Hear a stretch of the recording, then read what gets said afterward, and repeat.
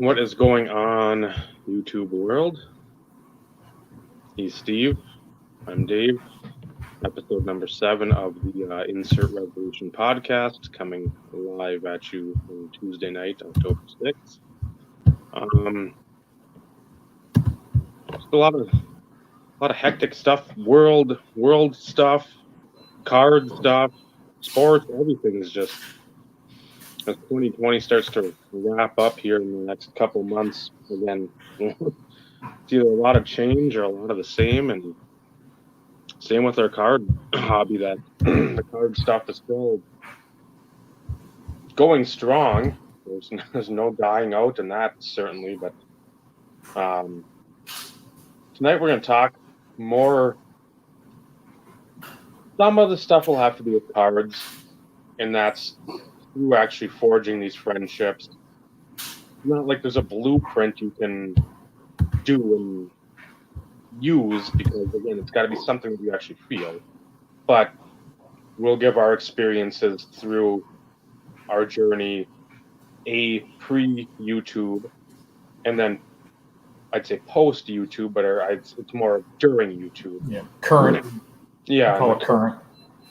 So, you get anything? Is that it? I'll start with that first. I know the answer, but I'm going to be polite and ask. Well, yeah, technically yes, but pending a response. It's been 6 days, and it still hasn't been shipped. Nothing huge, so to speak, but it's still another one to mark off the list.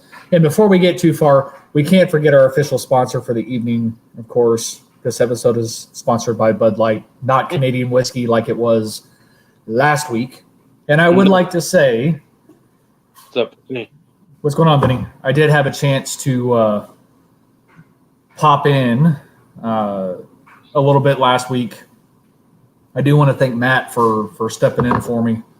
I really do appreciate it. I know originally it was going to be all three of us, but it was good to have a night away and focus on trying to help my kiddo get caught up. This year has been quite the struggle.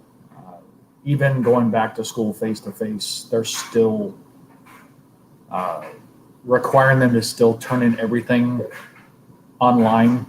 And it just really, it's not that it's confusing. It's not that it's a pain in the ass. It's just, if you're going to school, the fact that they're still treating it as though that you're working remotely and having to turn in your assignments via this program and everything else, it's a kick in the ass. And so we've had some challenges, but at the same time,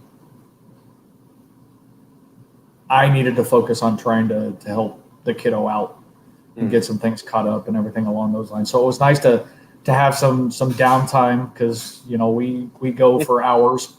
Not that I didn't miss it. This has become a weekly thing for us, and it's definitely something that I enjoy. Getting a chance to converse with you, Dave,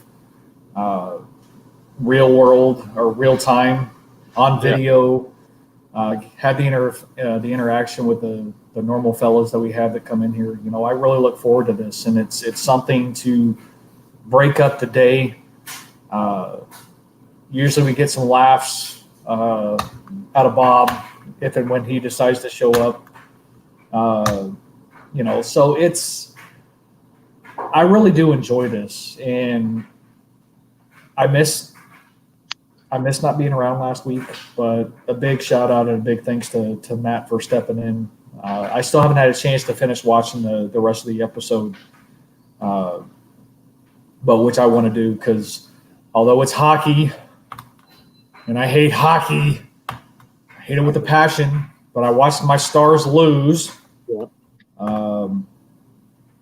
But I can't be disappointed with the way that they played. They were outmatched against Tampa Bay. And, it is what it is. It was nice to see them there in the finals for the first time in 20 years. They had a great team. I think it may have been a little bit different if Bishop would have been playing. But, what's his butt I've already forgotten his name. If that tells you how much I really paid attention. Khudobin. Yeah, there you go. Hudobin. I mean, the few games that I watched, I mean, holy shit. There were times in which he was on his game. And then against Tampa Bay, it's just like, I don't know what the hell happened. But, it is what it is. That's the only hockey conversation I'm having. That's it. No more hockey, Dave. Well, I'm going to respond to that a little. I know Carlos was happy too. I don't know if he'll stop him at all, but he's a big Stars guy in Madonna, so he can at least revel in the fact as well that they got this. I don't believe they were somebody like, oh, shit, Dallas. You look at them as Colorado, Vegas again, and I don't even know who else was sort of projected in the upper tier. So when they got there, I was like, well, this will be interesting. And you can take solace in the fact that Tampa Bay is going to have to sort of blow up their roster because I think, Braden Point, they've got to extend him because he only goes through this next year. And then there's like 2 or 3 other key players. They're going to have to trade away 2 or 3 guys because they're all over like $5 million and with like several years remaining. I think Tyler Johnson is like the main guy. Speaking of Carlos, you say Carlos and his ears just burn. I was going to say, I think his ears were burning. So at least you could take solace in that. Where Tampa, I'm sure they'll still be decent. I mean, they've still got a good core and they develop their players fairly well. But I mean, they're going to have to make some significant changes to accommodate some of these other contracts they want to either sign players to or work their way out of to get money to free up for these players. So I don't know. And the draft, I think, is tonight. It is. So I saw that today, and I'm like, shit, that. Because again, it's a draft. You can have the WNBA draft on, and I'm still watching it because it's a draft. It's something that I've always enjoyed. Football, and I'm glad baseball finally came along and at least put it on TV, at least the first round. I think more people get into it, though. If you get the first, like, five rounds, you don't need all 50. I don't want to watch all 50. I watched the first round of the NFL draft, and after that, I don't give a shit. Because that is so drawn out. The first round is so long. I know. So long. It's absurd what a circus they've made it media-wise, and you see the same stuff. No, Bob, we were talking about you earlier too. We dropped your name, so your ears burned out in Pittsburgh. But yeah, the NFL draft, even back to the first one I really remember was the Bledsoe one. Because I wanted to watch, because I remember Bledsoe, Bettis, Glenn Milburn, Natron, Stubblefield. You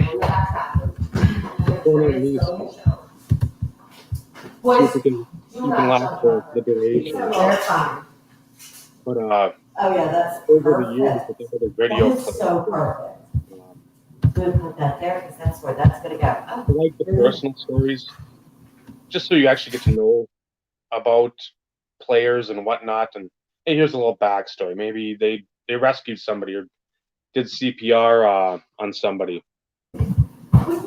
There's been a few, Ty. You just knocked them off. Or later. Yeah. Terrell Davis. Brady was 6th round too. Brady. Marcus Colston was a late 7th. There's been and then you go back. Martin was a late pick though too, wasn't he? Who? Curtis Marshall. I think he was a 3rd or early 4th for New England. Shit. Well, let's just see, because I have no. Well, you probably don't have your stuff close.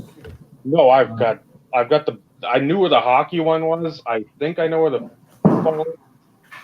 And all this other stuff. I don't even know. Since I have some stuff prepped on that Stadium Club, since I had 97, 3rd round, yep. Like 95? Yep. 3rd round. But even then, Well, Yeah. yeah, it is. I just pulled out wasn't- 15 minutes ago. Do you want to call It it? is. Put down a powder and that draft was the money. Yeah. Pulled it out because of the ACL. I'll write it. Watching those drafts, I mean, you'd have a little bit about the player, then you'd have the players getting picked or whatever. And now it's promo after vignette after vignette after promo. It's like, hey, let's look at the trajectory in the 360. This is cool technology, but at the same time, I don't need to see Joe Burrow doing the same path in 15 different camera ways. well, sure you do. And again, it's not like CBS plays the shit out of the SEC anyway. So I mean, you see every LSU game either on there or ESPN. I mean, it's not like Georgia State or Eagle State or Appalachian State. You've got the main marquee guys that are always on TV. So if you can't catch one or two of their games, that's on the fan themselves, not the people watching. So, but yeah, the draft. So, yeah, so I had that piece somewhere. 7 minutes for the first round and 5 for like each of the next. That'd be great. But when you have 15 minutes of just whoever Kuiper and McShay and all these people draft mix And it talking, wouldn't slide in there. I don't care. So then I was trying to. No, I'm right there with you. I mean, Yeah, because the one. what's historically, what round do they usually bring out like ex players to do the draft pick? It's like the second, and maybe more towards like the third, fourth, fifth. When the associate or assistant, whatever the commissioner was. It was like Adam Silver would do that when David Stern take the first for the NBA, Silver would take the second. So I don't know if it was Goodell or if it was somebody else, but then they started bringing out like, oh, here's Troy Vincent, former Eagles player, to announce the Eagles like 130th pick. And it's cool, but it'd be cooler if like some of these guys were in the stands. Because I know there's a couple older drafts that one or two of these players were in the stands, like, oh, here's what's his name from wherever getting drafted. That's pretty cool. I mean, if they're just sitting among the schlubs, the regular common Joes, and you're getting picked, and that's why I like the NHL one where they come down from the stadium or the stands usually, and then you've got the whole team brass up front, GM, president, scouting guys, coach, maybe a player's mixed in there. You got some of their kids or whatever, and it just makes it feel like a more organizational pick.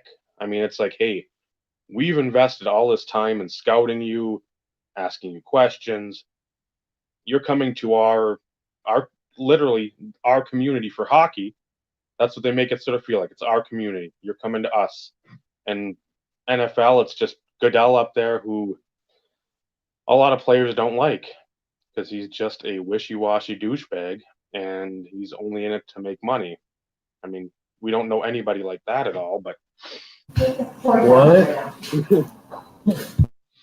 So I just like the draft. It's fun. I used to always, again, before internet was prevalent, I'd sit there and I'd write down every pick, especially for the NFL. I'd watch all 7 rounds. But then back in like the 60s and 70s, you had 12 rounds. So you had a lot of these Hall of Fame type players or great players. Guess what? They were coming out the 7th, 9th, 10th round. And that's where the teams like the Steelers made their hay, the Cowboys made their hay, was picking all these players way back when, deep in the draft.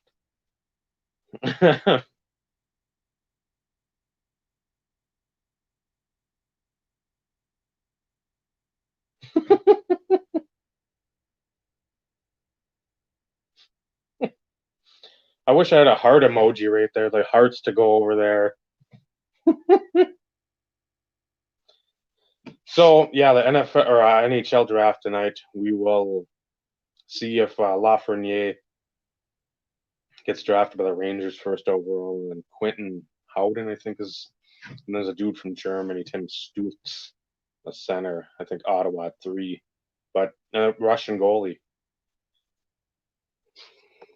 No, I would say no, but if I have it on, it's like background noise. It's like most of our podcasts that people say, "Oh, we watch this." It's background noise. I don't. It's not like, "Oh, I need to see this guy running in gym shorts, catching a ball, no pads on from a quarterback that is going first overall." That's great.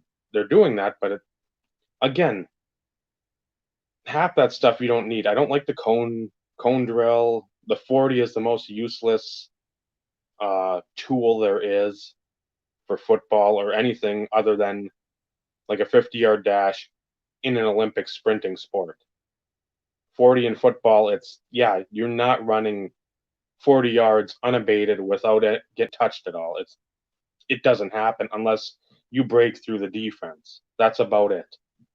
But it's horrendous, absolutely a horrendous tool. But because people want to judge people and how fast they go, and they look at that and say, "Wow, he ran a 4.2840. Wow, he's fast." Yeah, that's great. But if you're 5'9", 185 receiver, that doesn't mean shit. If And they're not supposed to run. that'd be a big. He wasn't a huge guy, but he's a big guy that could out muscle people because he had a big frame, and he could do like the post maneuver, and like post up people and could just out muscle them. But that you don't have that drill either. So this is true. Yeah, I'm with you on that. I could give two craps about a combine. But on the flip side, I am a little disappointed with you saying, the fact that people would keep us, on the background is background noise. We're a lot. We're much more than that. I know that. I'm much aware of this, but I've actually heard people say it. Like they like to have it in the background, that they're shuffling through cards or sorting through cards, and it's sort of a therapeutic thing. I believe to do it. Both the tones talk about the hobby.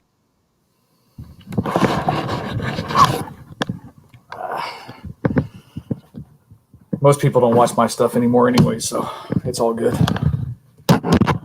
I get more views being on this than what I do on my videos, so.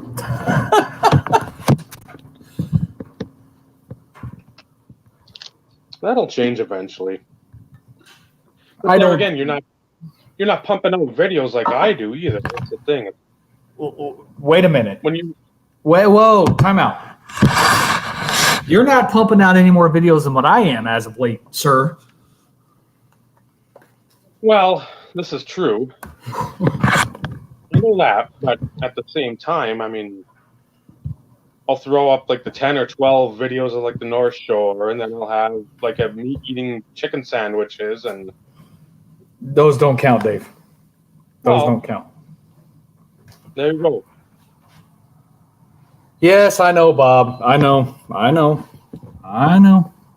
have it ready. Unfortunately, my honeydew list last weekend, when I was planning on doing a few, was a little bit longer than expected. So I didn't get to it, unfortunately. But I got my honeydew list done, so I got brownie points with the wife. So I'll take that over lack of content any day. Just saying. Getting brownie points opposed to being in the doghouse, yeah, that's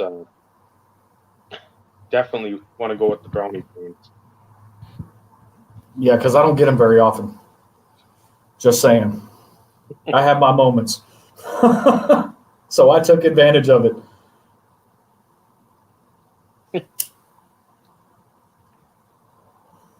Oh, be ready, folks. Some of that may put you to sleep. When I start getting into 98, 99, 2000, I think 300 and 400 cards plus. Base inserts, parallels, right in those numbers. Y'all are gonna think I'm melatonin. Well, that was yesterday. Because that StreamYard thing is supposed to either today or That must have been yesterday. You said yesterday I was supposed to reset. Yeah. And I'm just like, well, may as well go on because, again, I had that box and that was one eat box I could find. On for an hour and it just seemed like 10 hours. Just like, Well, keep another. in mind the first 20 minutes, I mean, that was just us shooting the shit, though, too. Yeah. A little on the downer side on some of that conversation, but, you know, during that conversation, we helped Bob.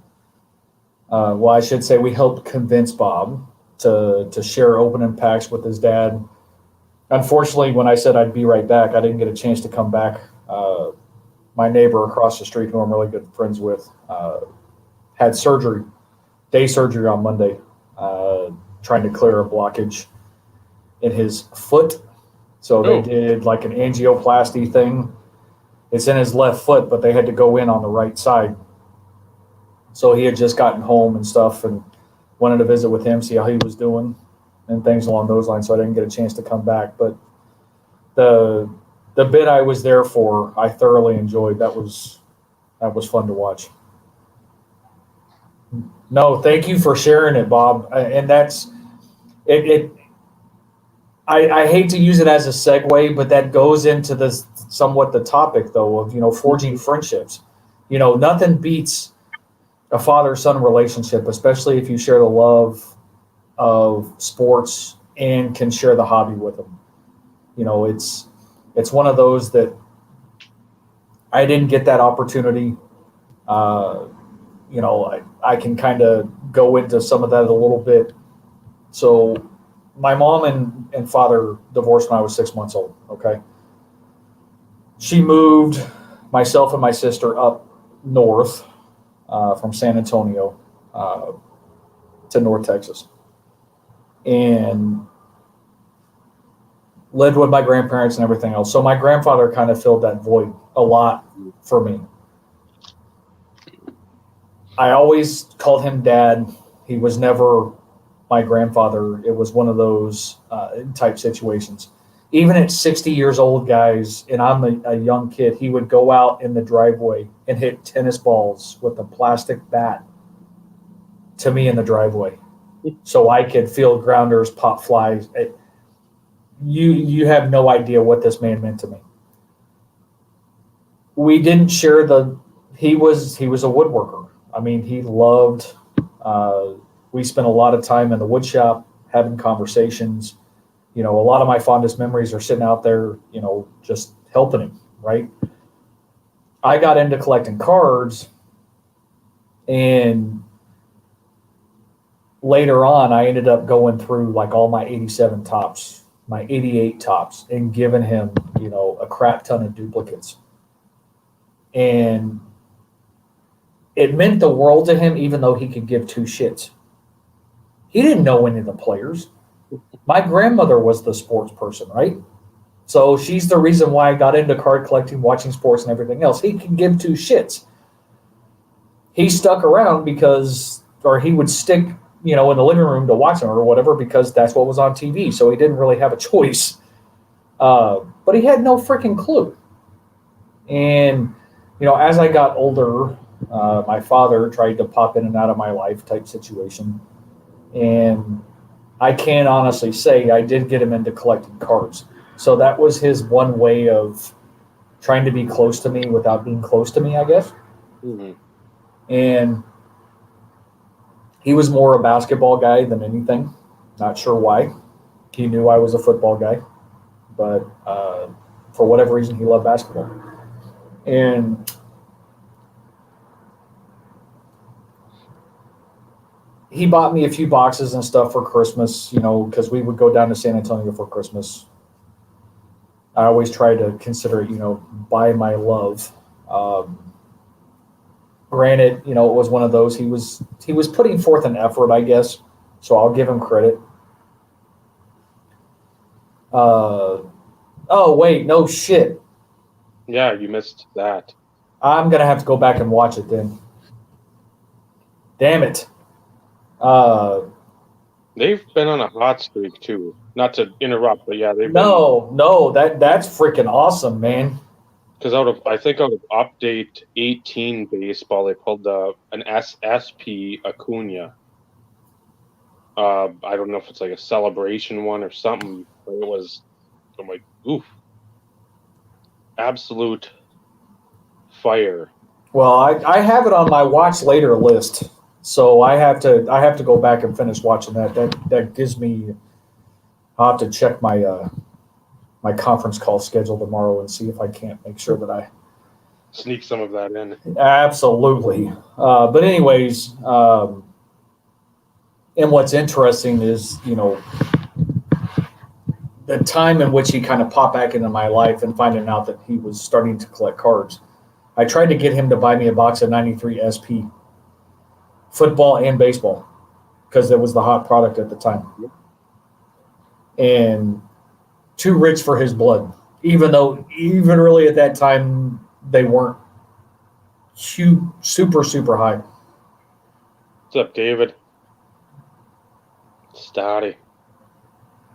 And so to make a long story short from that perspective, we never opened anything other than the fact that, he bought me a few things for Christmas. I opened them type situation. Mm-hmm. But, it wasn't like it was a mutual thing like, Bob and his dad were doing. And he did pass away. And it's probably been damn near 15 years ago, if not more. I'm bad with dates. Actually, I'm horrible with dates. But I did get about 60% of his collection. Nothing compared to, what I've acquired over my years of collecting. But, it was one of those that I still have that as they felt it needed to go to me because I'm the one who got him into collecting.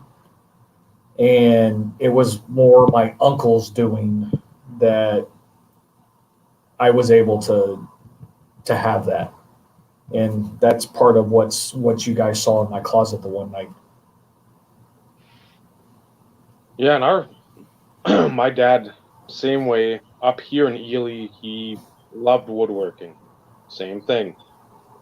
He'd make mostly toys, but I mean anything he could tinker with, the siding or trying to think, not wainscoting, but like the around the room on the bottom, the top. But mostly it was just toys he'd make.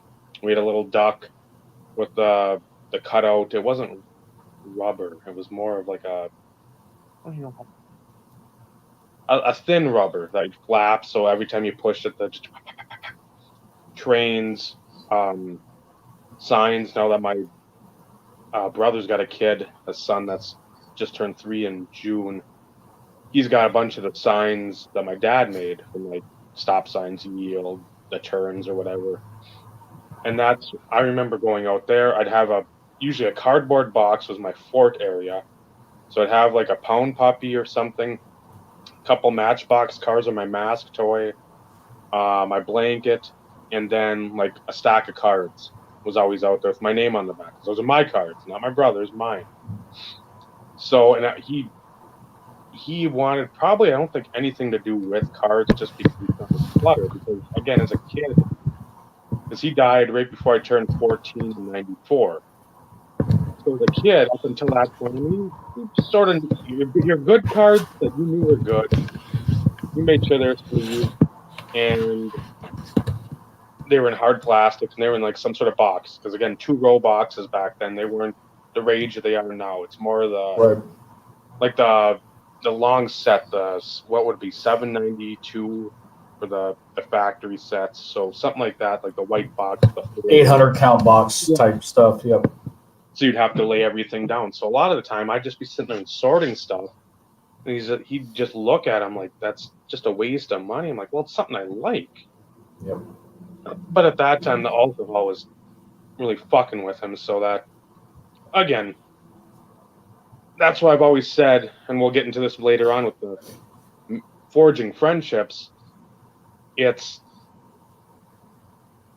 something where you can put yourself out there. You don't have to. People will say it. You don't have to fucking go as deep as we've gone in any conversation in any one of our videos, either together or in the past.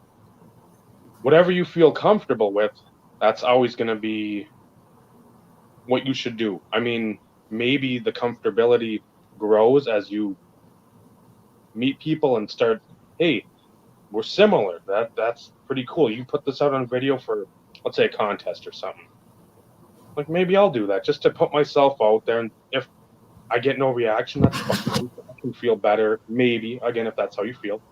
Putting it out there and doing that. But yeah, it's just, by that time, I mean, he'd step on the cards because he's just like, fuck, I don't want to have him on the floor. I'm like, you could ask me to move him. I mean, that'd be one thing. But yeah, him and sports, more like the baseball, Little League, that was his pushing, determining thing.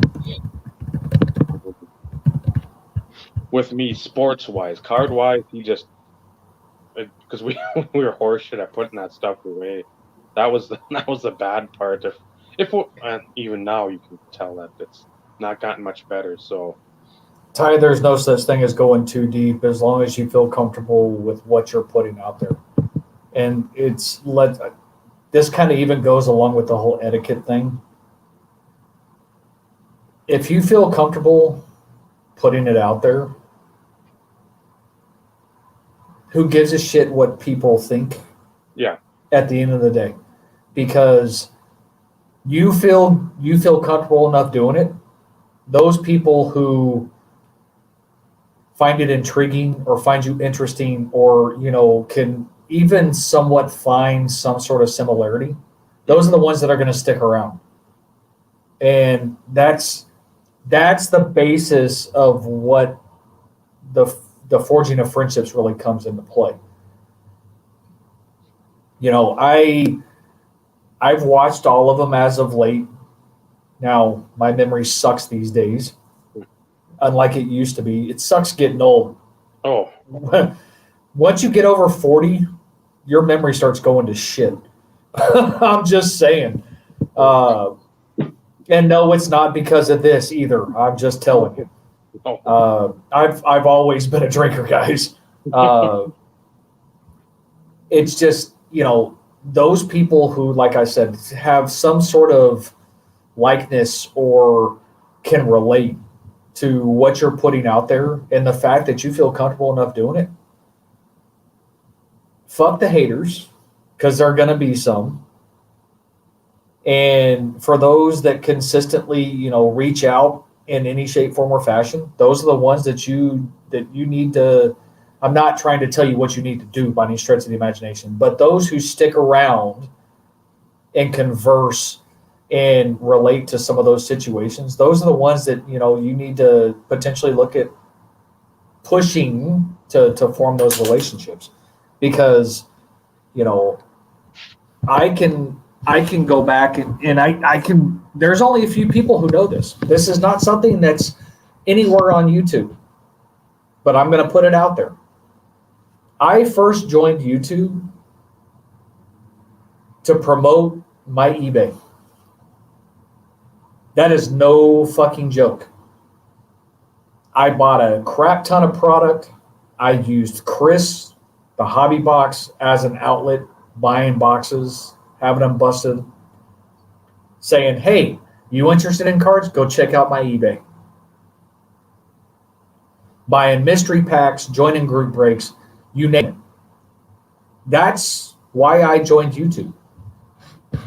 I never in a million years would have thought that I would still have. Now, it's not as big as what it used to be, but I would have never thought I would have still had some of the friends that I do damn near almost 10 years later. Just saying. So, although it was not with the best intentions per se, I felt that they were the best intentions at the time. I would have never thought that I would have built the friendships. And I'm truly thankful for it. people that go back and watch some of my videos, I've shared a lot of my personal shit. You know, the ups and downs of my life, the passing of my grandmother, the passing of my grandfather, my stepson's diagnosis with epilepsy. You know, I've shared a lot of stuff, and for those that were closest to me during those times, they knew about it long before I put it out there on YouTube, and they were always there for me, and for that I'm always going to be grateful. And I still talk to those folks. It's the list is small. I'm not going to lie. It's nowhere near what it used to be. But, you know, part of that, I can probably say part of that's my fault. Because I used to carry two phones. I had my work phone and I had my personal phone. And my personal phone started having fucking major issues. And so I started using my work phone. And then I canceled my line of service for my personal phone. I've been with this company damn near 15 years. I hit 15 years on November 29th. I'm hoping I'm not going anywhere anytime soon, but, you know, I've at least done the smart thing. I've jotted down email addresses and phone numbers of those that I still talk to these days. And, you know, I lost contact with a few folks. You know, like I said, part of that's my fault. You were in my phone. You were in my work phone. I know, but we just stopped talking. Well, I remember too. I'd ask, has anybody heard from Steve on Facebook? I think in some of the groups, and oh yeah, I guess he's doing well. And it's just like, fuck, because my phone went to shit, and then I had no contacts. Because that's last summer when it got stolen at the store. So I'm like, oh, good. This is a wonderful day that I don't have a fucking contact in here.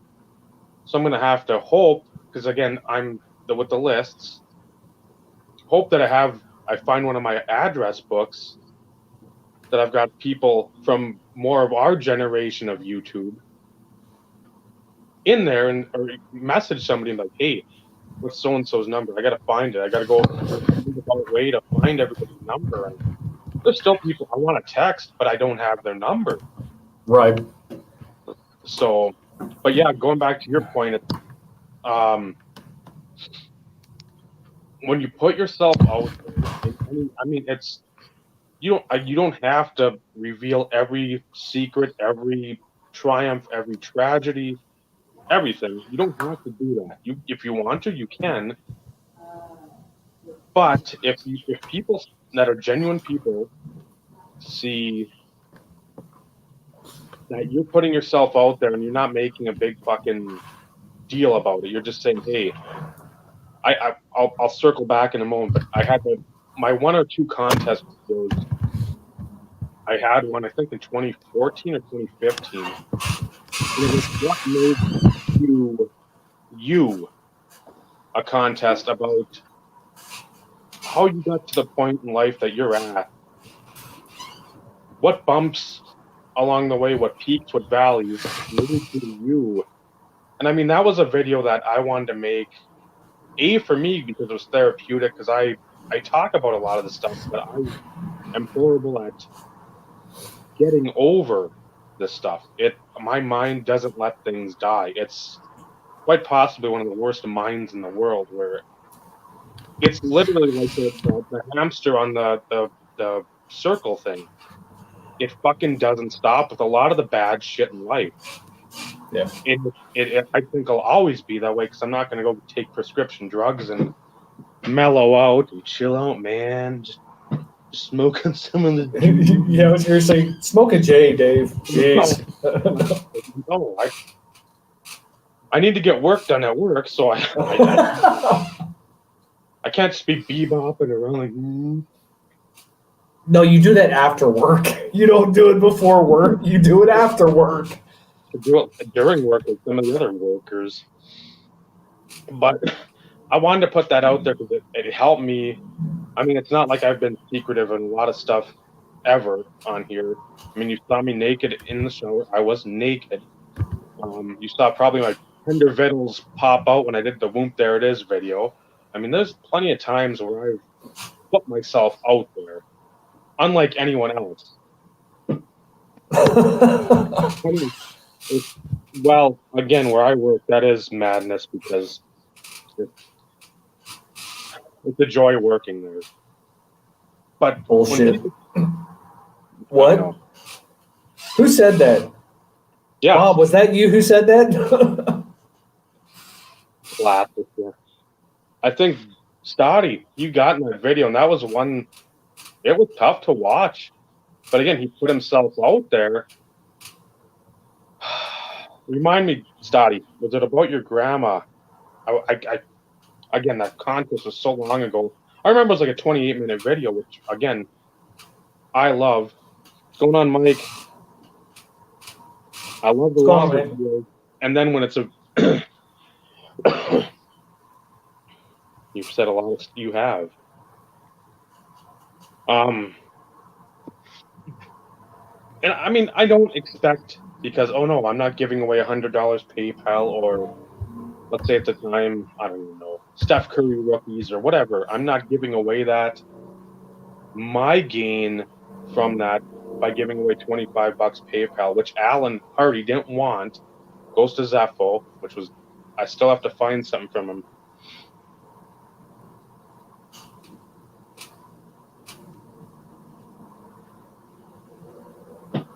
There's a lot of stuff that I don't keep in, but there's a lot of stuff I don't, and it sounds counterproductive, but you don't want to sit there and talk about and harp on, or because everybody's going through shit. That's the thing. If I want to talk about something, or Steve wants to talk about something, or anybody in here wants to talk about something, they want to do it. Most of the time, we're going to text each other, message each other some way, somehow, call each other. We're not going to go, hey, I'm going live right now. Just because a lot of the time that seems forced. Maybe you're pandering and trying to drum up some sympathy.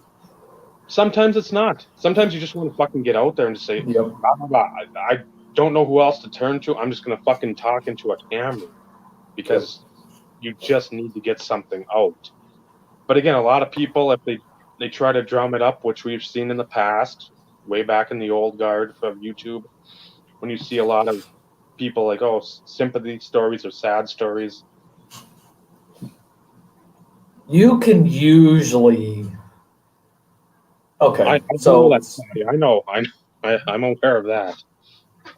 okay, I don't want to say usually, but it doesn't take long. It doesn't take long for you to figure out those that are actually trying to look for sympathy and try and get something out of it, and those that are seriously just saying, "Hey, guys, you know, this is the reason why you hadn't heard much from me or seen much of me. You know, I got a lot of shit going on. Mm-hmm. I don't want to fill you full of sob stories by any stretch of the imagination, but hey, here's just a rundown of what's going on." Yeah. And you know, it's because, and that goes back to the whole community thing.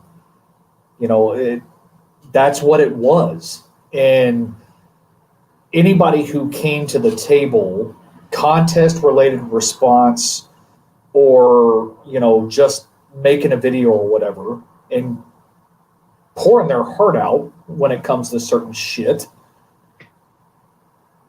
it wasn't about sympathy. Like I said, there were some out there. I mean, you always have your bad apples, let's be real. Mm-hmm. But, you know, typically it wasn't. I'm always a firm, I always say this. The only luck that I have these days, it seems, has been bad luck. You know, I have a span of some good time, and then all of a sudden it's like fucking one after the other. And it's like, okay, how much more of this shit can I take? Don't read into that, folks. We're not going down that road. But, you know, it's like, holy shit. And, I mean, me personally, I never did it for sympathy by any stretch of the imagination. I cared about a lot of the people that I knew who watched my videos, I didn't have everybody's freaking cell phone number. I didn't have everybody's email address. So it's not like I could, text a bunch of people and say, hey, just an FYI, this is what's going on. Just wanted to let you know type situation. So I did it to inform those people that I had in what I would call my circle of friends and, acquaintances that were a little bit more than acquaintances, but they weren't like best friends type situation where I'm not going to tell my whole intimate life story to, like I did earlier, to a bunch of random people. You guys aren't random. But, I did it so people knew. And I did that out of respect for them because, it's one of those in which during that time, if you were active, extremely active, and all of a sudden you kind of like disappeared for a little bit, people started wondering. And if you had a pretty close group of friends that you kept in contact with, even outside of videos, you kept them in the loop of what was going on. But then some of those same people may be asking, hey, everything good? Yeah. Have you heard from Steven? What's going on? That type of stuff. And that's where the whole forging the friendships comes in. It's, cards are the bonus, guys. And I know it sounds so cliche, but cards are the bonus in all of this. And looking back from when I first started and knowing the reasons why I joined originally and looking at things now, like I said, I would have never imagined the outcome. I would have never imagined those close friendships that I have to this point. And what makes it even better, in my opinion, is we're all different people. I have friends that Dave probably could give two shits about. Dave has friends that I probably could give two shits about. And no, it's not anybody who's here. Maybe. Gotta go and throw that out there. But it's one of those in which, that's what makes it enjoyable. And the other thing from a friendship perspective is you don't always have to agree about the same thing. Dave and I disagree all the time. I'm not a yes man. He's not a yes man. We're not going to consistently sit there and be like, oh yeah, well, yeah, you're right, Dave. No, bullshit. That's not real. That's not legitimate. It's forced. And that's one thing that, I'm very, I don't want to say selective, but I'm that's where I try and the friendships that I form, I don't want that person to feel like they're so far up my ass that they have to agree with everything that I've said, everything that I've done, because what purpose does that serve? Good friends can always have good conversation and disagree. And I'm not going to be like completely pissed off at Dave and be like, you know what, dude, fuck you. I don't give a shit what you say. You're wrong. This conversation's over. No, that's not how shit works. That's why I enjoy the conversations that I have. I mean, how many times have we disagreed on the podcast? It's not frequent because we have a lot of the same likes and things as it pertains to the 90 inserts and things along those lines. Yeah. But we've still disagreed. But it's not like, oh, you know what, Dave? Screw this. I'm done. Yeah. I'm leaving for the night. No, it's because that's what makes good conversation. Because there could always be another point of view in which maybe you didn't think about. And that's what makes those conversations, that's what makes those friendships worthwhile, is you learn from each other, you build, on each other, whether it be knowledge, whether it be finding out additional likes. We were talking shit. It's probably either second or third We were prepping for the podcast on a Saturday or a Sunday or something. And we went on here, and it was just the two of us talking about, getting prepped for the next show and things along those lines. And we talked about freaking toys that we grew up, and he sparked an interest. And I got a little pissed off at my wife, I'll be honest, because I couldn't find the freaking box of my mask toys. I still have it. I have no interest in it, but I still have them. And I'm going to tell you, there's a market out there. Mm-hmm. But I also told Dave, because he's like, you know what? There's a few things that I wish I still had. If I come across them, Dave's going to be the first person I reach out to first. Hey, dude, I found them. Let me know. And Dave and I can always work something out because that's what we do. Just saying. No, good friends do not outbid each other. That is a shitty friend. And Dave, you should kick Dave in the ass for that. No, I'm just kidding. Should have been more. Should have been more. Exactly. No, there's a lot of people, and again, we won't name names because that's not the fucking place. Nobody's gonna. No, we're but not there's going there. people that you said just like and agree with people. There's a lot of people we've known over the years that do that. Yep. I don't know if they want to feel they're in the in crowd, or that they've got confidence issues, or whatever the case may be. That's not how solid, lifelong friendships are formed, by being somebody's doormat and yes man. That's not how it works. And over the years, we've seen our fair share come and go. I'd say the community Oh, he's on his overall podcast. is bigger, just because you have so many more of these dumb channels, and I'll call them dumb. I don't give a shit about investing information. I don't care about. For me, analytics doesn't matter when I'm looking at what I'm buying, what you're buying, what most of us are buying. We're not sitting there and watching 4 to 5 hours of some other schlub talk about, well, look at the trends of the card.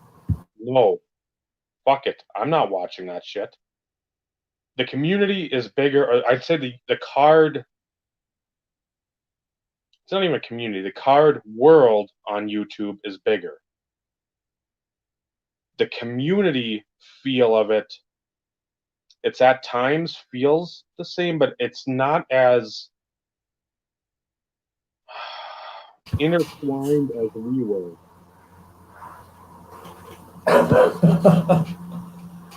No. Can we kick him out? Can we ban him? Yes, Just kidding, Carlos. every once in a while, so we gotta. Just kidding, Carlos. We can't ban the people that are commenting. We won't have too many left. Well, that's true too. But the people, and again, I'm not painting the picture of like everybody was a rainbow happy family 10 years ago in the YouTube world. They weren't. There were cliques. People didn't like each other. People didn't want to fucking be around this one or that one or whatever. It was super petty, as it is now too. So again, nothing's changed. It's the fact that people look to monetize stuff because they've collected longer. They want you to value their information that they're giving you more because of graphics or charts or fucking whatever the crap may be. They haven't been in the hobby fucking for more than a couple of years at most, and they think their word's fucking gospel. These are people that are not good for a quote unquote community setting. These people are good for Wall Street. That's what they're good for, and that would be the Wall Street version, or the section of the YouTube sports card world. So I don't know. The community aspect back then, it wasn't about everybody making money. Sure, you had people doing group breaks, mystery packs, stuff like that. But that's what you have. And once in a while, Michael Sevens would have the custom case break type stuff. Yep. But I mean, it wasn't people. Hey, I got a hot tip. It's the old Sunday morning before the football games. My lead pipe lock of the week. You want the top updates and highlights rookie that's going up 10x? Oh, 1-900. Hot cards. Get my number. Get my card. Get my tip. No, nobody cared about that because everybody that was making videos then, they knew about cards. It wasn't people just walking in off the street or getting teleported in or whatever the fact may be. It's people that actually like the hobby, love the hobby, and wanted, even if it was in some odd ways, be friends with some other people in the hobby. Unlike it is now, where it's the old wolf seeing the dollar signs. The eyes turn to dollar signs and the tongue starts flapping out, and you just see a sucker. It's a used car salesman throwing a snake oil. Well, don't forget, we are getting ready to roll out the premium subscription to the podcast. We haven't introduced this yet, guys. Are y'all ready for this? Are y'all ready? It's only $6,000 a month for our free advice. Drop in the ocean. Just saying, man, that you guys got it. I mean, if y'all all kind of get together and, pitch it all together, then, nominate a spokesperson. We'll have 2 watchers and 1 person chatting for the entire group. And if you do it early, we'll even give you 10% off.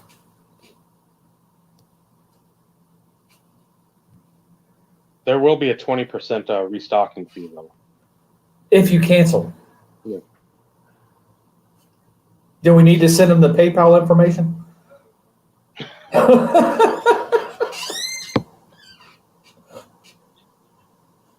There's something else, and I know we'll jump off topic of the thing.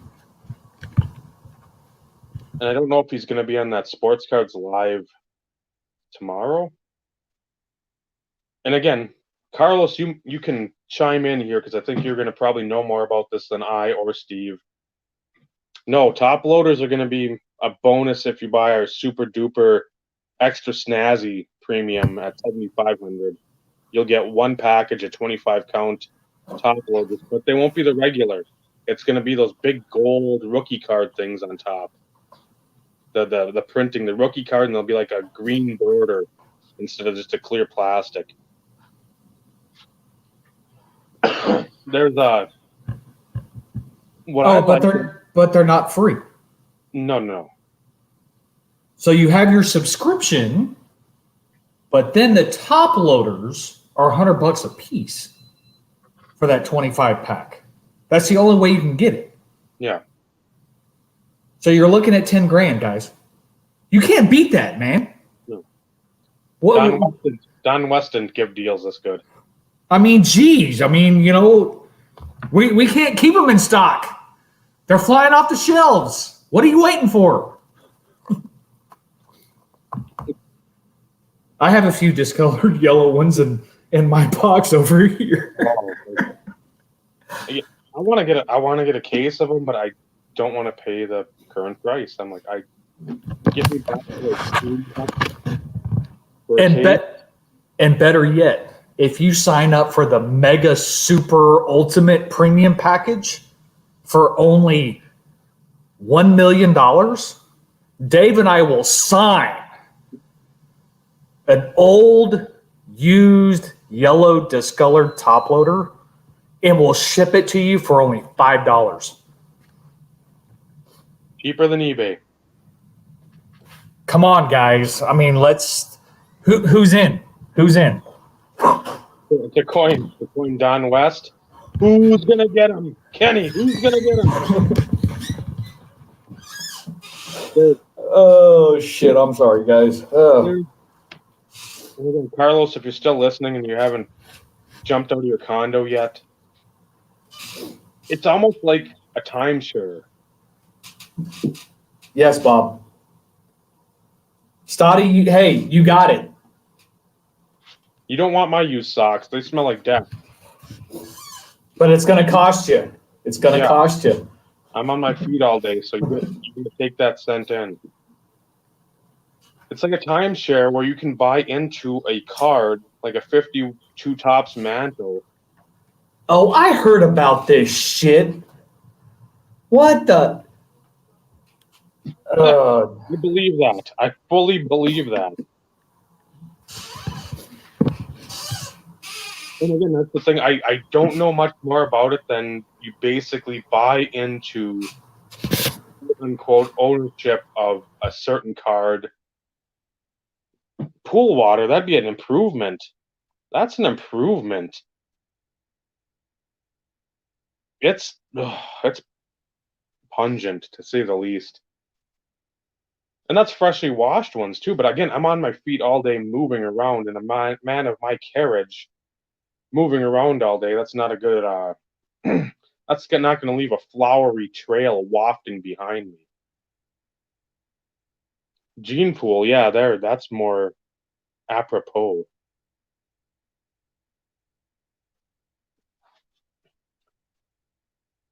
So I saw it, and I'm going to actually watch it tomorrow, try to catch a bit of it, just to understand what the fuck is going on, because I can't see.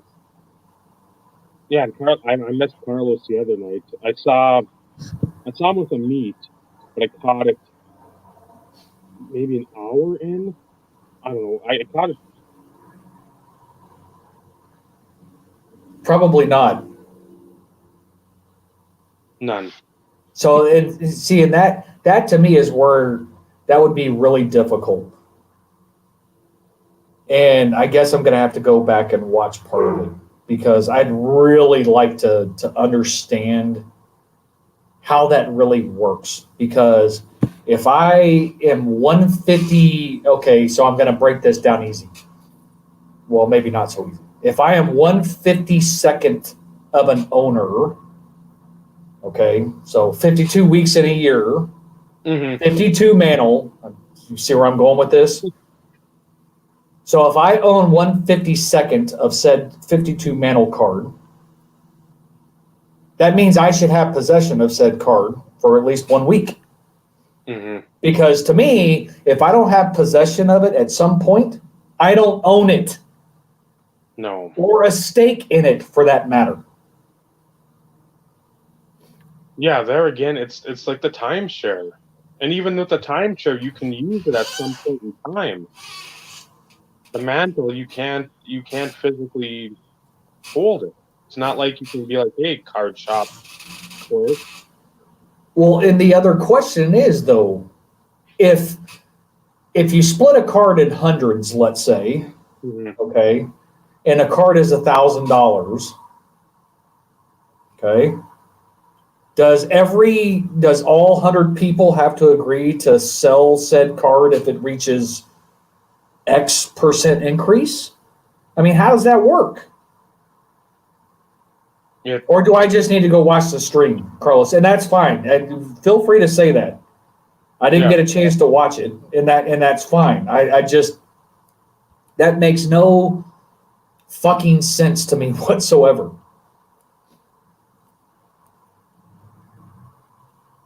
I obviously agree it's dumb. Yeah. End of conversation. But to have a percentage stake, I mean, I get, from a Bitcoin perspective, you own a percentage of a Bitcoin, but that's something physically that you can sell. You don't have to own a whole one in order to sell it, I don't believe.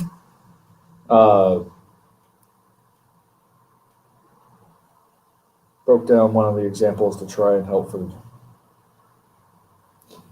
Okay, so I need to go watch. Okay. And is that the one with the meat Dave? Is that the one Yeah, I specifically? don't know if that's. He had another one. What day was it? Well, I know he Again. had two. He had one Friday and one Sunday, I believe, and his he was actually supposed to do his card video on Saturday, but I think he actually did it on Friday because I have it on my watch later list to watch.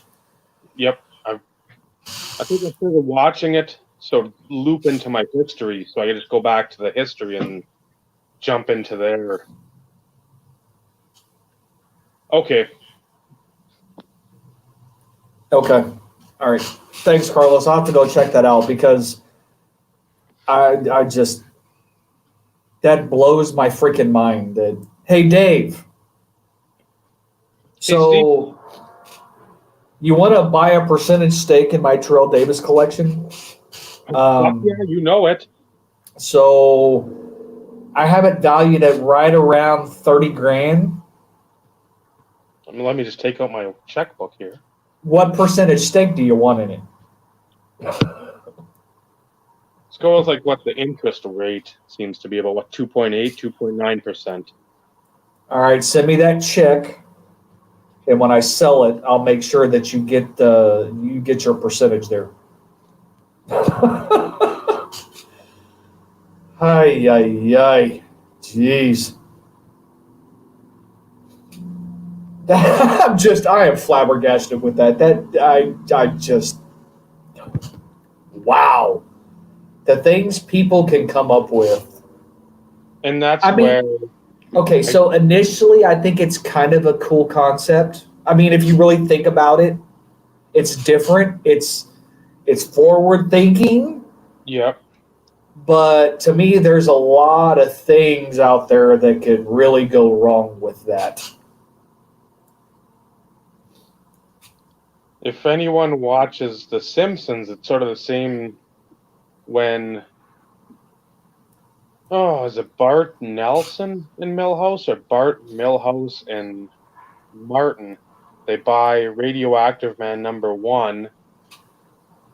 They all pool their money together to buy the copy of the comic book, and it just goes to fucking shit because, well, I want to have it on Tuesday and Friday. You can have it on Thursday and Monday, and I'll take it on Saturday and Wednesday. Sunday's like the day we all sit around.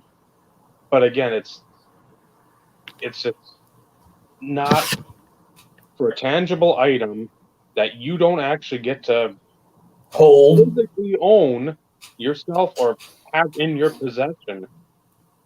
It is a fucking wretched thing.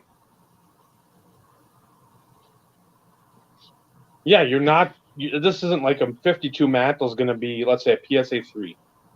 Whatever those go for, let's say $50,000. You're not going to get it at like 30,000 amongst the group, the initial buy-in, or hope we're going to discount it so we get people in. No, you're going to be paying, if it's 50, you're going to be paying 75, so they clear fees. Yep, you're still going to be paying a premium. Yeah. And even at a percentage, you don't own it. It's not like owning a business. No. It's not like owning a house or a rental property, for instance. I mean, if Dave, myself, and Bob decided to get into real estate, okay, triple-headed idiot real estate company. No offense, Bob. That wasn't a slap at you, but I'm just throwing this out there. He's from Pittsburgh, so we can call it Three Rivers Real Estate. Okay, there you go. That works. So 33.33% stake in said business. We all invested equally. Okay? If we sell out, then we're getting something in return. Although a business is something physical, but it's still something on paper. When you're talking about something that's cardboard, and who has possession of it? How do you trust the people who have possession of said card?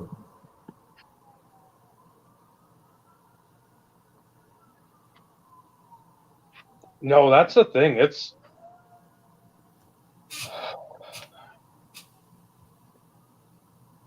And that's where, again, I still think, and I know a lot of people that are watching, a lot of people that may not see this, are going to agree that this hobby has become so consumed in the muddy and murky waters of those three rivers to make money. Anywhere you can, you're lifting up, again, it's looking for like the mouse or the ghost or Scooby-Doo or something or a cartoon. You're looking under every rock. You're looking under every pillow, every sheet in the cabinet. You're looking everywhere to find another place where you can make money. That it just seems to be the natural progression, which it shouldn't be. It's horrible. Because again, we've talked about it. We buy cards, but we also buy them with the intention of someday somebody in our close inner circle, trademark Chris Jericho, to reap some sort of reward, as it were, to sell them after we pass, pay our expenses, pay whatever bills, whatever things are left. We're not just going to buy 91 tops and just, that's going to be our fucking nest egg. As much, I'm sorry, Bob. I hate to break that to you, but that's your free advice of the night. A lot of people did it though. That's what people were banking on that. And that's the thing now that they're doing too. It's base rookies. Base. Megan Trainor saying it worse than when it's going on now. It's not all about the base. It needs to be about the finite number of copies of a card. Or that's, if you're going to look to invest in something, that's the stuff to invest in. But again, we're not doing that.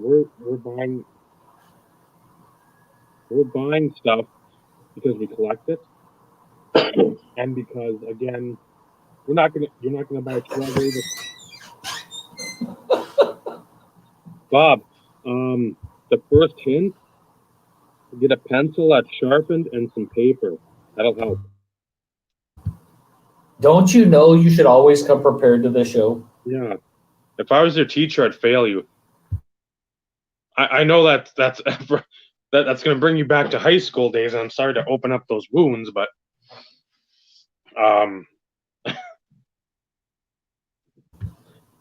you're not going to buy a Terrell Davis Mirror Gold that's bent.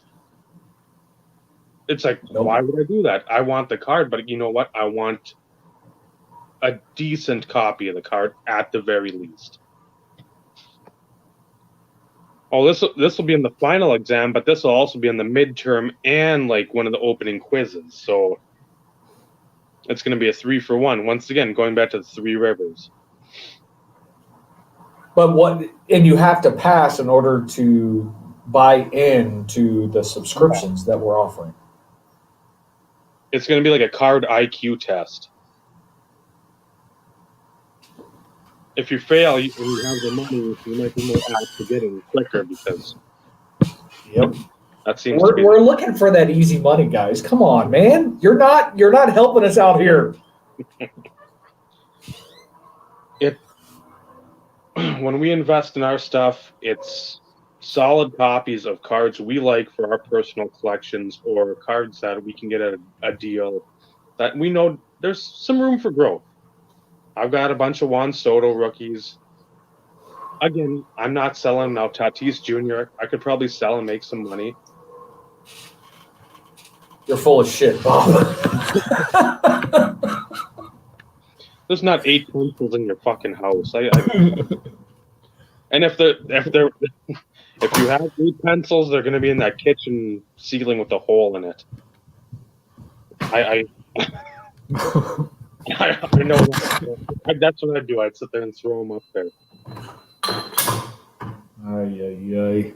But people now, they just want to buy into whatever anybody is shilling. And I don't mean Kurt. you're just pumping whatever, pump, and people aren't actually taking a moment to think for themselves. Well, hey, do I need a Topps Update Soto? It's a cool card.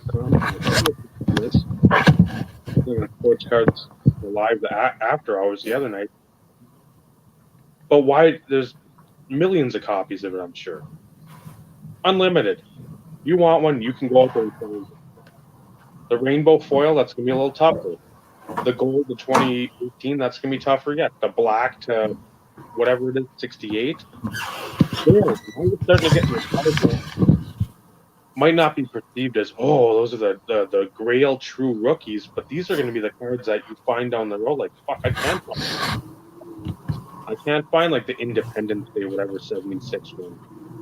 Stuff like that where it's not obscure because, again, they're well known now. This is true. What's a pencil?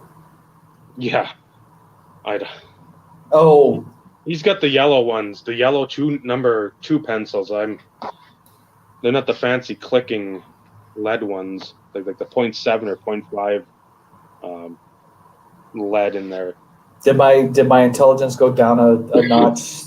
Ask him what a pencil is. Oh damn! I'm being kicked from the show, guys. I don't get to enjoy any of those big paydays that are coming, for our premium free advice.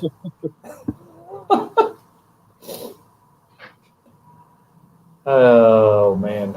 See, It just, again, there's so much that goes on with this investing nonsense, as I call it. So they break right away.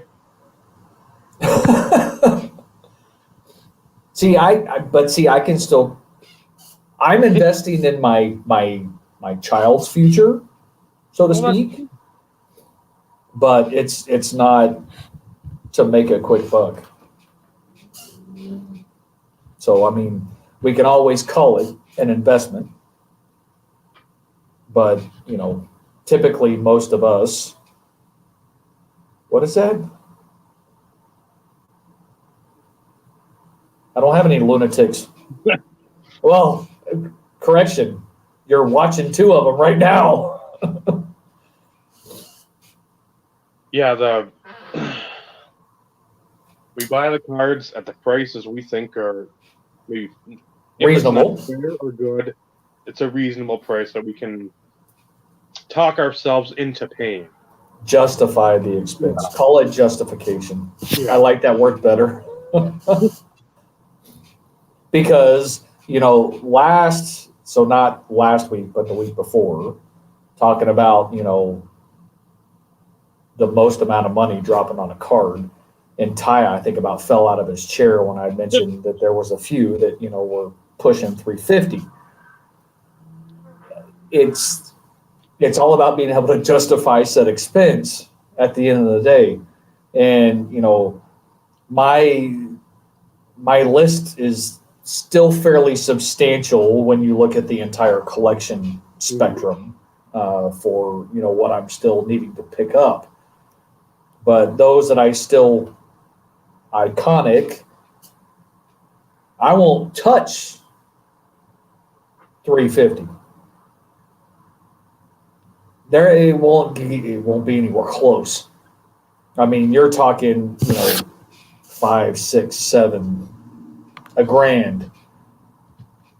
And, right now that's not in the budget. And it will take a long time for something like that to be in the budget, so to speak. The stars have to align, the full blue, red moon has to, everything has to be right in order for something for that to happen. Mm-hmm. And that's why although they would be huge and I would love to own them, it's not high on my priority list because it'd be very hard to justify that. Nor do I have the funds right now in order to pull something like that. I mean, I'd have to say, okay, what can I do here? Hey, Dave, can you loan me a couple $100? Hey, Michael, can you loan me a couple $100? hey, Dad, can you loan me a couple $100? But even then, I still, it's just not in the cards right now. Although it would be really freaking cool, not going to happen. And that's okay. Well, let me know when that happens, because I may just have to go sell one of those.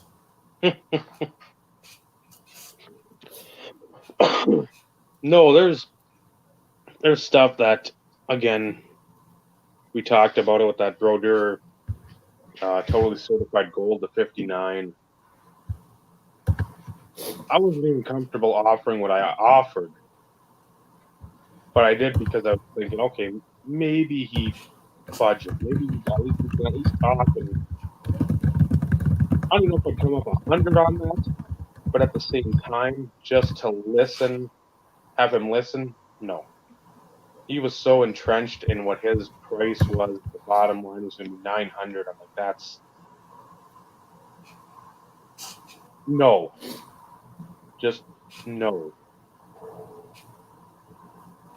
But yeah, there's things that I would pay, like the Lombardi. That's an absolutely iconic piece of history. When you talk football, one of the first three names any football fan that hasn't been that has been a football fan for more than the last 5 years, Vince Lombardi should be one of the first names out of your mouth. And then like Nagurski, Ernie Nevers, Newt Rockney, some of those guys I still want to pick up eventually. Again, those, and I know those are going to cost a bunch. Nagurski. Yeah, that's going to be, that's one of the big ones for me, especially since he was born in International Falls, which is about an hour and a half drive from here. But a lot of the stuff, like Brodeur, it's what I feel comfortable with. I'm not sitting there and trying to compete with anybody else that's buying this stuff. If they want to pay more, go ahead. There's stuff I really want. There's stuff I probably know I won't be able to afford, because there's a lot more Brodeur collectors out there that pay a lot more. But if I can, I've got a bunch of nice stuff already, and I'm happy with it. Again, unfortunately, being collectors, we always want more. No, no, I'm done. I don't want no more. No. I've reached my quota. No more. So, I don't know.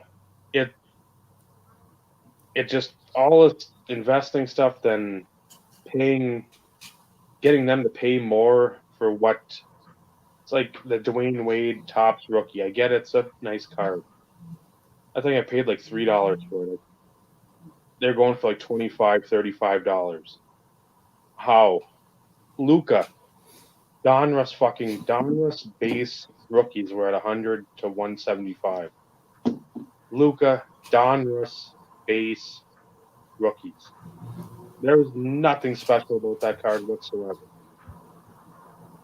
Well, but on the flip side, it goes back to some of the reasons why I collect sets. Mm-hmm.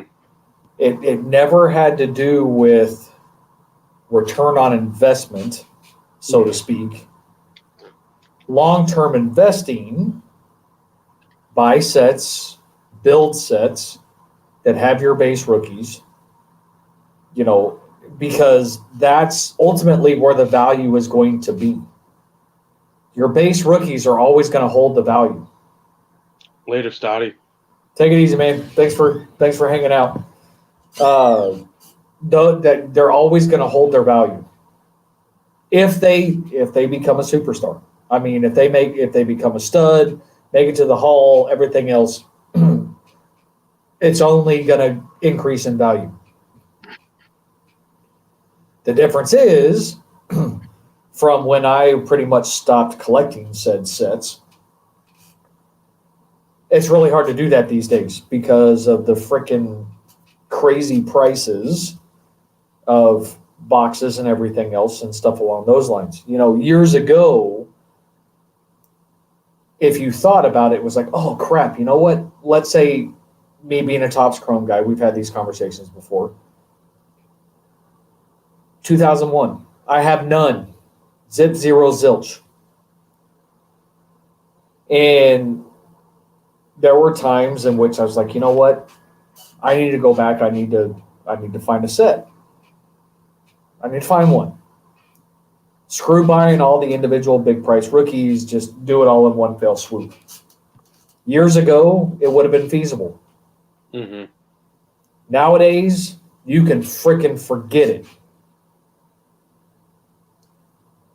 But, within a certain time frame, you could always go back and pick up some of the stuff you might have missed. You usually have a 3 to 5 year window, give or take. You go back, so we're here 2020, you go back 2017, was that Mahomes? Yep. Good luck. Try finding some decent 2017 sets, and you probably could. I mean, there's always deals to be had. But, it's not what it used to be going back some years prior. That we're in the 3-year window, but you add another year where it becomes a 4-year window, you're really starting to dig yourself a hole. Because with the way he's playing right now, he's a future Hall of Famer. And I hate to say that the kid's only been in the league for as long as what he has. But the kid's a future Hall of Famer. He is on pace to be one. That's the reality. He could freaking tear his ACL this year. No offense to any Kansas City Chief fans, but he could break his ACL this year and still come back just as strong. Mm-hmm. And it's not going to have a long-term impact. That happens, it'll have a short-term impact, those situations. If that's something that you want, those are the situations that you take advantage of. But you do it because of that's what you're wanting to collect. I don't own a Mahomes rookie card. I would love to own one because it's not just because of his stature right now. I've always had this thing about trying to get a set from every year, no matter what it is, to make sure I had a rookie card of all the rookies for that year. And I stopped doing that some time ago. Why? I have no fucking clue. Just saying. But I did it for years. And, for whatever reason, it's, I went on my hiatus and I truly stayed on my hiatus. There was really not a whole lot of interest there. And it's not that I got burnt out. It just, I guess I was in a part of my life to where it wasn't fun. And I never thought I would get to the point to where it wasn't fun. But I always find a way to go back and reliving and reappreciating the love of what I had and making it fun again by doing different spins or different, thinking differently when it comes to, what you're picking up and things along those lines. And to a certain degree, I know why it became no longer fun, because I was focusing on the higher end stuff, the low numbered stuff, autograph type things, which, typically come with an uptick in price. Not to mention when he made it into the Hall of Fame, that of course increased his value, of course. More and more people were trying to go after his stuff. And it just basically almost priced myself out of the hobby, I guess, because my budget had dropped significantly. And starting to have the conversations with Dave and stuff again, and even Michael, that's still not yet rated, re-sparked the love of, focusing on, a lot of the older stuff, the 90s stuff, the cards that I grew up enjoying, because I collected a shit ton during those years. And it just kind of put a spark back in the step, I guess, to try and start looking at a lot of things along those lines and rekindling that love for what I will never hate this hobby, but sometimes you have peaks and valleys, I guess.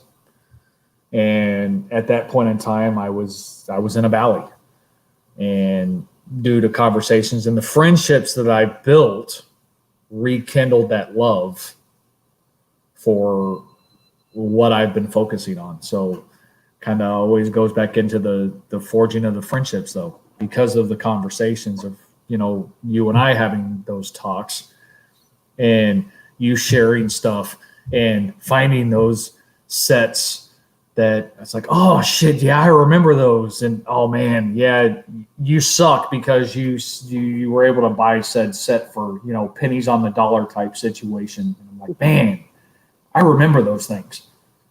That's really freaking cool. And that, just having those conversations, it, like I said, it rekindled that spark in why I'm more around these days, I guess. So it's all Dave's fault. So for those who actually wanted me to disappear for good, you can blame Dave. That's all right.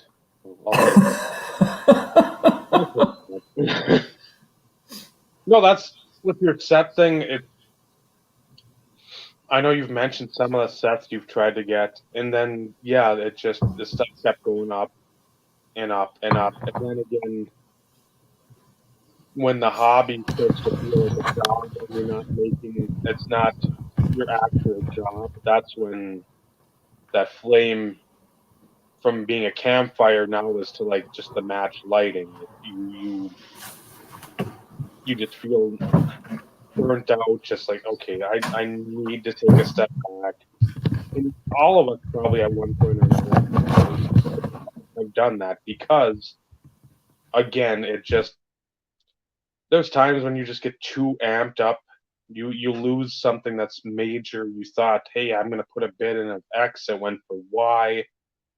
And that was like Z over what you had intended to get.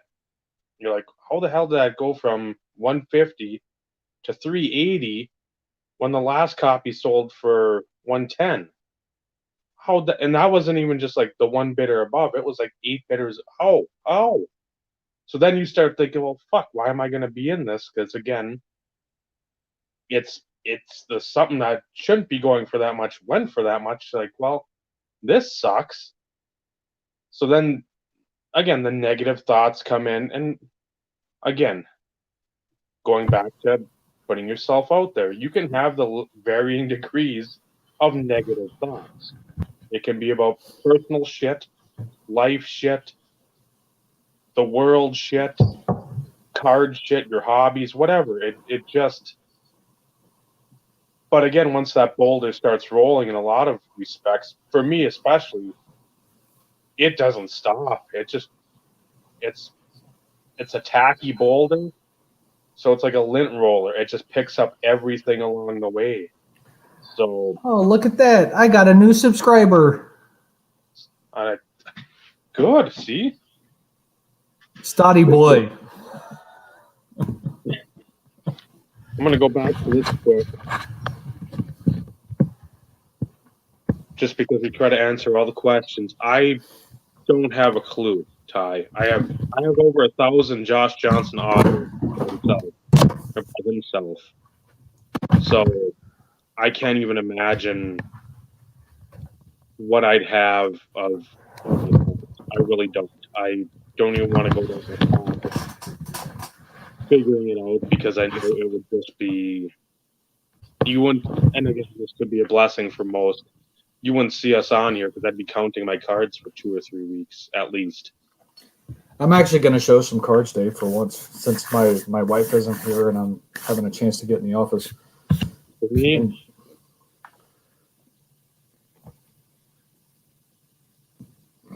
these are not ones I have in the box. But this will what's going on, Brad?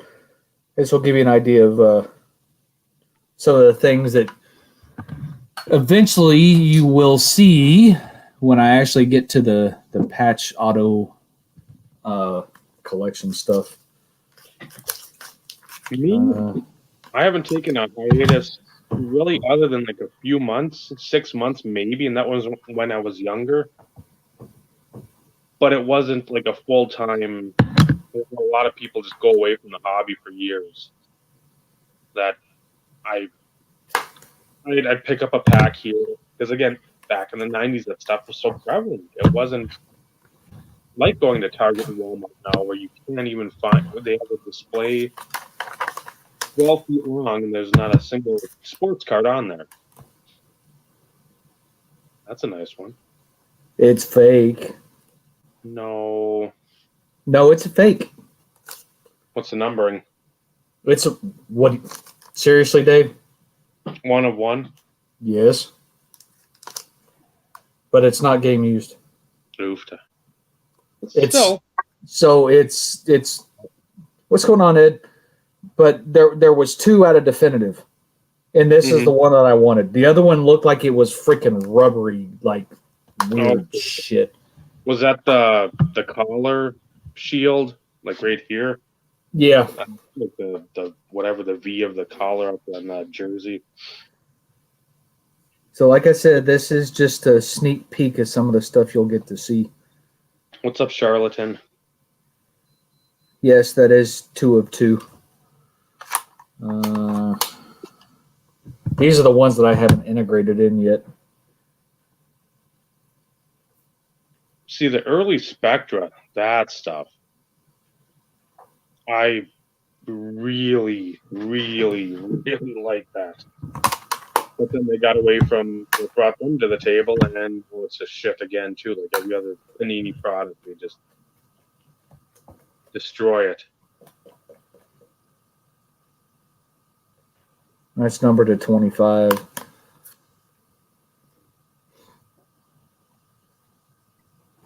I know there's a lot of people out there that aren't a fan of like the college uni stuff, but I never cared. That's numbered to 5. There's you an exquisite. I said these are the ones that I just haven't had a chance to integrate. That's numbered to 25. And yeah, I even did duels.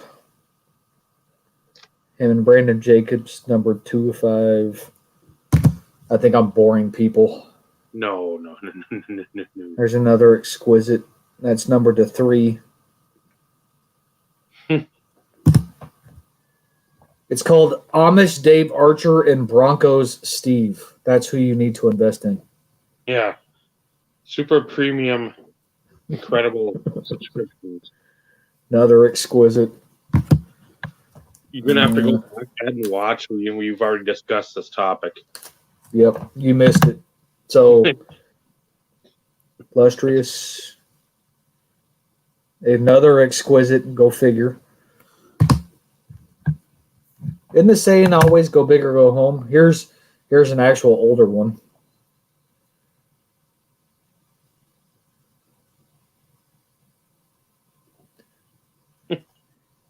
And yes, I know that says to 150, but Dave, you'll have to go find your Beckett. But I think only the first certain numbers are autographed. 25, I think, because I think I've got a Culpepper like that too. There's that of Immaculate. Nice old 101 right there. And this is another one of the buybacks, numbered to 13. So just saying, that's something that when I actually get to the autos and patches and stuff, that's some of the stuff that you can look forward to seeing. Yeah. Something. Hold on, Dave. Everything that And before, but that auto patch stuff is going to be just jaw-dropping. so there's a few things that you won't see. Yes, I know it's crooked, guys. But so the 97 Leaf 8x10 won't be shown in the video when I do it, in the 2 absolute memorabilia signing bonuses. Won't be in the video when I do the auto stuff because they're hanging on the wall. I just stepped on my dog. But, it's been a while since I've done a video on my office. So that's 2 16x20s. That's a 16x20.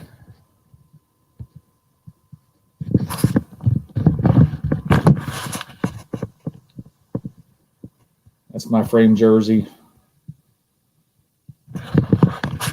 So, yeah.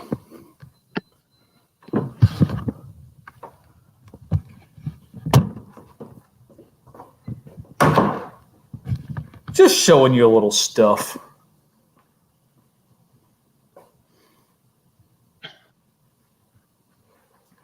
Yeah, I eagerly anticipate the videos just because that's stuff that I like seeing. I like seeing like Carlos. I want to see at some point him do the Madonna showcase. I know you love hockey. I'd still watch it. I would still watch it.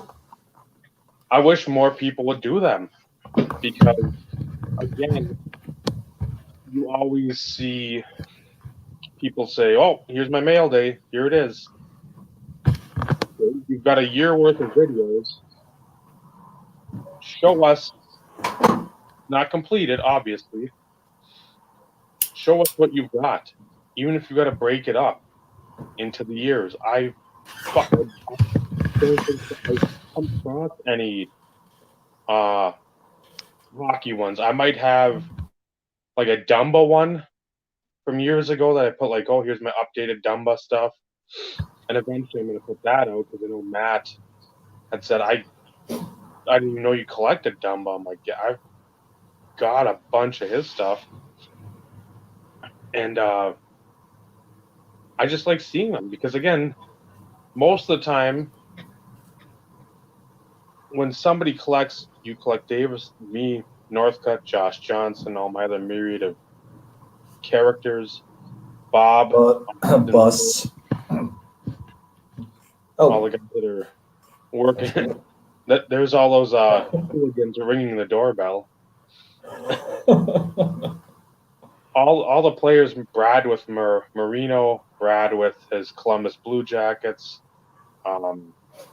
Stoddy with Brandon Whedon, Ed with his multitude of collections, though, too. Ed with his Puddinhead collection. Well, Phillies, I mean, Phillies in general, it's. The what is it, Walking Dead or whatever the other show is. Well, he's also got the Eagles PC. What's the show? Fuck, it's the medieval shit. I didn't watch it, so I'm not going to call it out, but I know what you're talking about. He's probably going to Game of Thrones. So, but people are telling a story. Ed talks about these characters. I've never watched a show. I don't have any interest in it. But he is into it, and then I can learn. It's not like I'm going to watch it, but at the same time, I'm going to learn something from him, and I know he likes it, so at least whenever we talk, when we meet at a national, and he punches me when he asks me the capital of Thailand, Game of Thrones asshole, I'll at least know some of these. I want to say Killian Dane, but that's a wrestler. It's like Kyrian or something. I think it's one of the main characters. I don't know. But again, I've heard him say some of these names, and he's passionate about it, and that's. Well, and there's stories, but there's stories to go with it. Forging the friendships, because guess what? I know Brad's passionate about it, the NFL, because he'll talk about the Titans secondary for 20 minutes and how they're not going to stand a chance against the hot knife through butter that is Ryan Fitzpatrick. I know that. And then it's like, okay, Brad likes football. buy into Brad, and then know about Brad and know about his merino collection, stuff like that. We'll go back constantly. You don't have to lay all your cards on the table. But when you start laying a few out there, you're going to see more people that are genuine people be more receptive Yep. to wanting to get to know you. They'll, again, it's not a buy-in, but they'll buy into the content you're putting out. You'll see them comment on your stuff, reciprocate. That's the one thing too. Because I bring up the etiquette part. If people, and I'm bad. I'm starting to go through some of the stuff back in like June and July to like respond to comments because I see them. I get busy. It's not an excuse. It's just if I've got the minute right there, I'll hammer something out. I get busy with my Russian car crash videos and dash cam videos and watching NASCAR that's like 4 weeks old or whatever. And well, so Dave, let's be realistic. It's no different. It's no different for me. Ty, you're mentioning, going back and watching all the videos that Dave has put out there and, talking about the same thing about, doing the same thing for me. I can't speak for Dave because I won't do that. But I tried my best to respond to every comment because people took the time to make a comment. And it wasn't, great stuff. yeah. Those, I'm going to be honest, it's like, yeah, did you even fucking watch it? I mean, you almost want to post a comment and be like, okay, thanks for watching. What was the third card that what was the last card that I showed? Or what question did I pose at the end of my video? To actually, okay, I know that's kind of shitty, but I always did my best to respond to everything. And it gets hard. Mm-hmm. It's one of those in which, it wouldn't be so hard these days. I get a small handful of comments. I probably should take the time and respond. But, Ty responding in this shit, was it on one of the original podcasts, I think, or even one of your videos, and he thanked you and everything else. And then you had mentioned, both of us, really have interest in this and we're really trying to, help people out and inform people and things along those lines. And he's like, oh, yep, you're right. I need to make sure I say something. Ty, this is Ty talking then. Mm-hmm. I made sure that I responded to him and be like, hey, look, it really is a pleasure. And acknowledging the fact that him taking the time, I wouldn't go that far. Oh, I was like, now that's it. I read that originally. Now that's a gentleman. I'm like, no, I wouldn't go that far. I don't know who you're talking about here. Clint. What's going on, Clint? And Clint has 2 videos on my watch later list that I didn't have a chance to fucking get to either. I am so behind on videos right now. It is freaking beyond ridiculous. And it actually pisses me off because I got to the point to where I was pretty, Caught up on top of it. But, it's one of those in which, to your point earlier, I could probably take extra time to return the favor. Just know that everybody who comments on my videos, I read them and I appreciate them. Most of the people who comment are in this room right now. So just know it is always appreciated, and I know I can always count on you to watch the videos. I watched Ed's earlier because it was, most of the ones I have now on the watch list are like 15 minutes and longer, so I have to carve out additional time. But I made sure I watch Ed's that he posted. And, the fact that forging friendships, man, these segues are just working great tonight. How the hell is this even possible? See, you guys need to be paying for this shit. Breeze and Owains. on the lookout for the Ghostbuster figures for Ed, for something that he has interest in, from nostalgia from his childhood, and then the extra add-ons and everything else. I mean, that's what this is supposed to be about. It's not about getting your free shit. That's not why you build these friendships, is to get free stuff. It really isn't. No. But when you forge those friendships, those lifelong friendships, at least that's what you hope. Situations like that happen. People think of you in certain situations, and they will reach out to you. Or you can reach out to them. Hey, I know you're going to a card show. Please be on the lookout for this.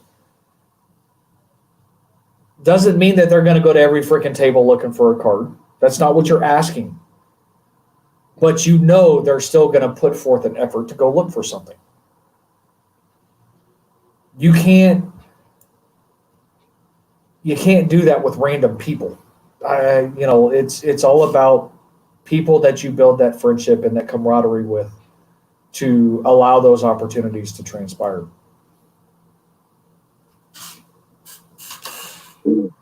Ed, I'm gonna have to watch that, because I went to Wally on what? Sunday? I think it was Sunday. And I saw a bunch of Ghostbusters figures there, so I don't know if that's the new stuff you're looking for, or you're looking for old ones. I have no idea. No, he's looking for the new. So they reissued them, but they look exactly like the old ones. He needs the Marshmallow Man and Slimer. Okay. Right, Ed? I got that right, didn't I? So say if those are the two, I didn't see those. I was looking for Egon, and all I saw was like the black dude and a chick, and some other chick. I'm like, I don't. Yeah, he got all the characters that he was looking for, but he needs Slimer and the Marshmallow Man. Wow, brownie points! I got something fucking right. Woohoo! All right, we can call it a night. Thanks for coming, guys. Nope. Just kidding. Yeah, I saw those, and I'm like, are they redoing the film now?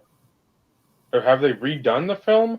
I know they did with the chicks a few years ago, and that was a absolute dumpster fire. With one of the ones from Saturday Night Live. Yeah, that was a shit show. I actually watched that, I don't know, a few weeks back, and I'm like, can I please have my hour and 45 minutes back, please? That was bad.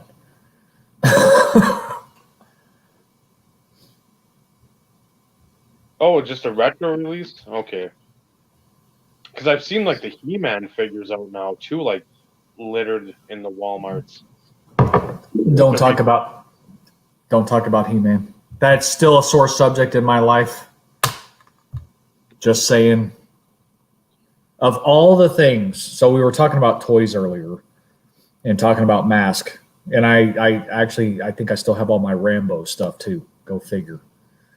Because, Rambo films were big during that time. Yeah. So that's the only thing that survived my childhood, so to speak, from a toys perspective. I had a big old freaking metal tin. It had all my G.I. Joe, all my original Transformers. Now, I didn't have a crap ton of Transformers, but I had quite a few. And back in those days, they were fucking metal. They aren't plastic. They were metal.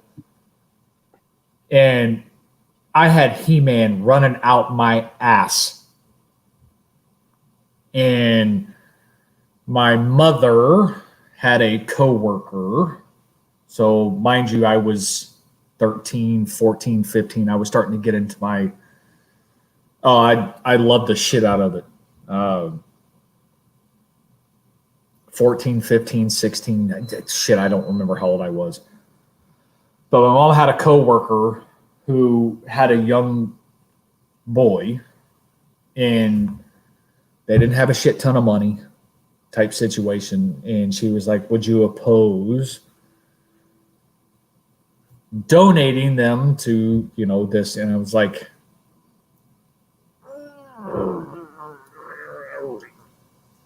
you go to those situations to where it's like, nah, I really don't want to. But, knowing the situation, it's like, well, shit. And somehow my mother convinced me to donate them to said kid. And yeah, just saying, that sucked. I'd be sitting on a small gold mine. Just saying. Because it was all the original crap, man. It wasn't any of the reissues or anything. That was all original. And I mean, I played with my stuff, don't get me wrong, but for the most part, it stayed in fairly good condition. The only stuff that I still have left from my childhood, other than my mask stuff, I have some of my original Tonka. Okay. The yellow ones that were metal, not plastic, metal. Those were definitely well played with because they get a little rusty. But I still have them.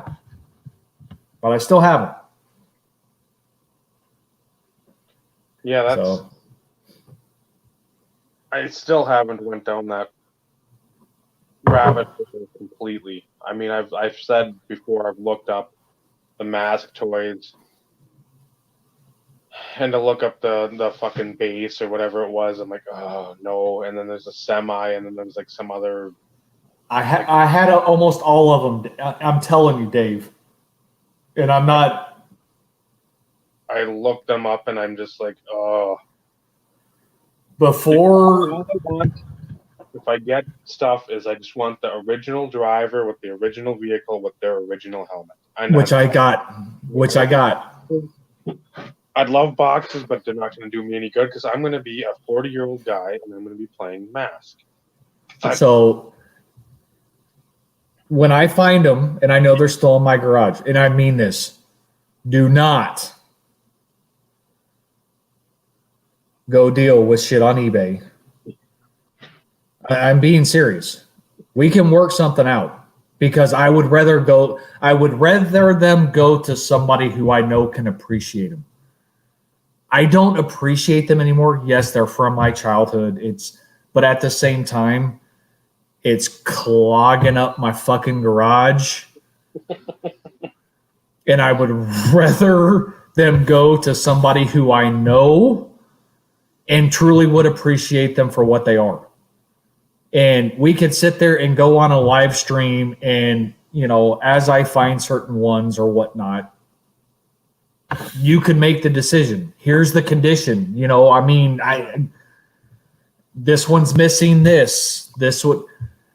A lot of my stuff was complete, but it's been moved about 15 million times. So there could be a possibility that something could be missing, which, if you'd rather buy something complete, then I get it. But I'm not gonna rake you through the coals either. You know what I mean? Oh. But yeah. The Venom semi thing, yeah, I got it. Rhino, I got it. Jackhammer, I got it.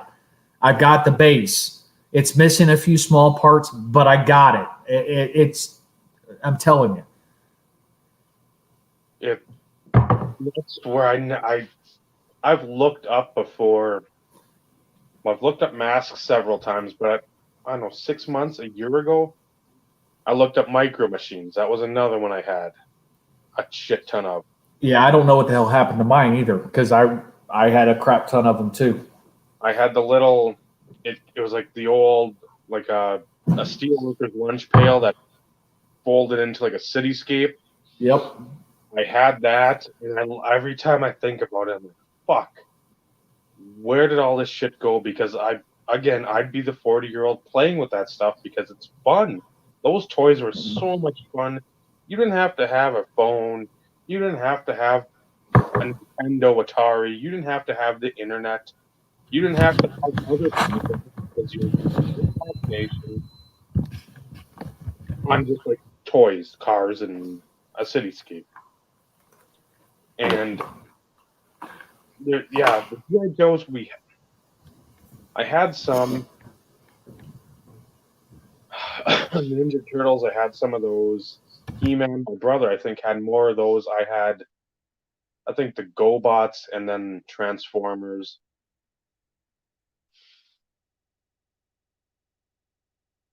I know. The mask stuff is not price conducive these days.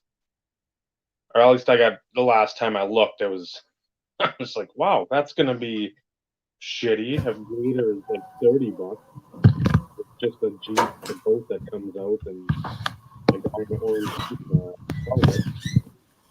But and like Matchbox cars, I could never keep them closed now. I'd want to play with them. I don't find fault in saying that. I loved Matchbox cars. We beat the shit out of.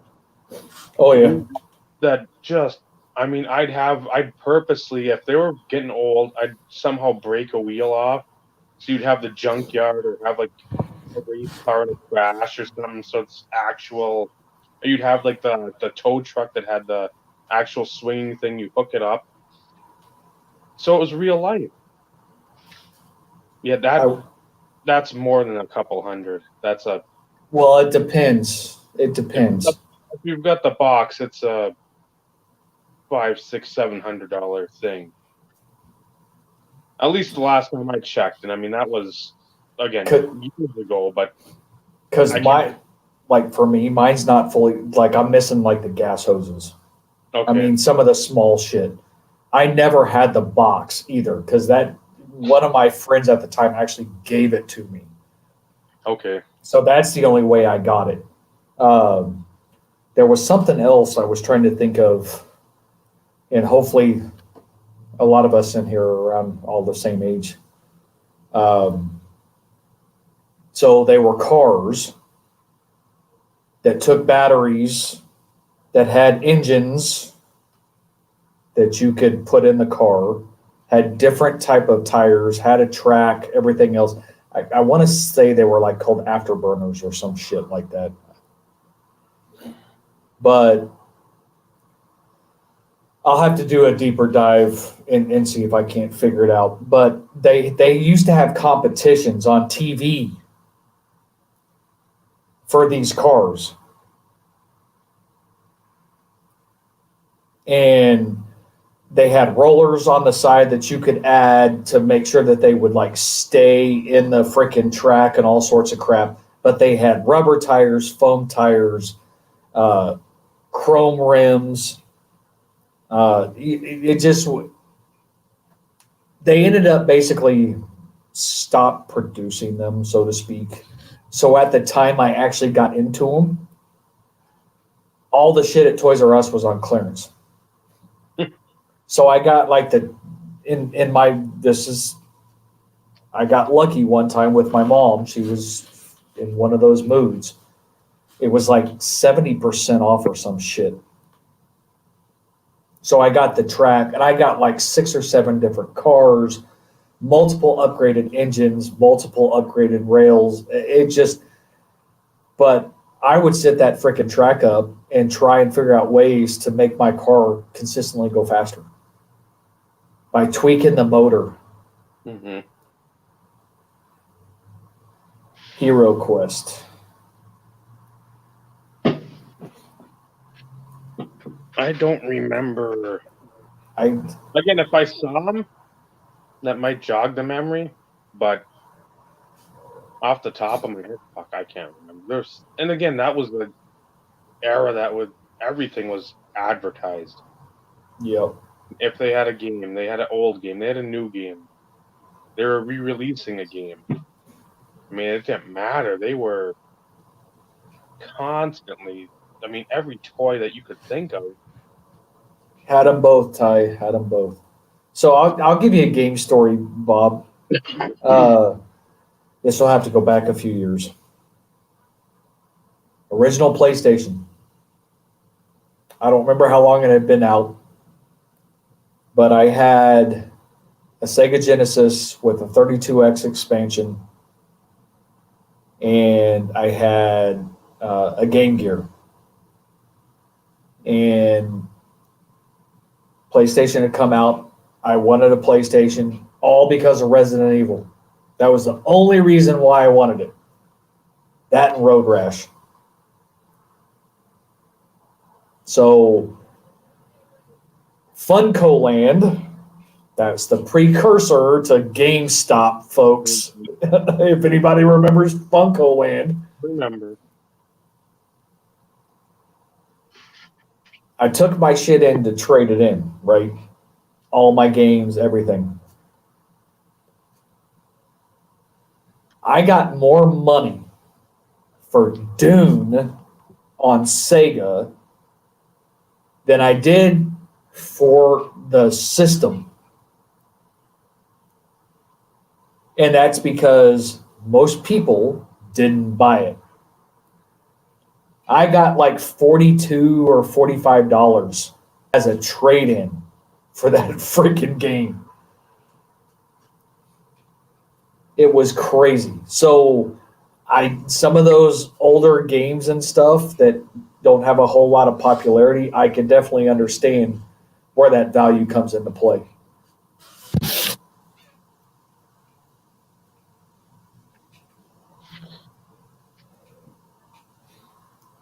Yeah, how'd we get on freaking? It doesn't matter. We need to start calling this the random podcast. Well, insert revolution, insert whatever it is. Touche. Game wise, I still have. I think my brother's got the Atari. I don't know who got the Nintendo. He might have got that. I still have my Nintendo. I have the Super, and I still have the box for it. No shit. That's one thing that's made it through all these trips. I'm like, fuck no, I'm not.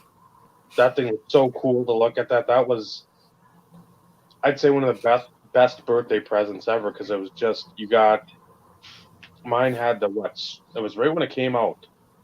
So you had the Super Mario World, you had Mario Kart, and then I think you had like the Mario 1, 2, and 3 and the Lost levels. But you had to send that for that one in, which sucked because that took like 2 months to come back. It's basically a Christmas gift by that time. And just played the absolute shit out of it. And then the next one I got, I think, was the 64. I didn't do much with Sega. I never jumped into that. That's probably why I like the PlayStation more than the Xbox. Because Sega controllers seem to be more, they morphed into what like the Xbox controllers were, and the PlayStation were somewhat Nintendo with that little wing on the bottom. But then See, I was going to say I went PlayStation 2, PlayStation 3, and then I went to Xbox, and I haven't gone back. because I've But then again, I don't game anymore. I still have them, but I don't game anymore.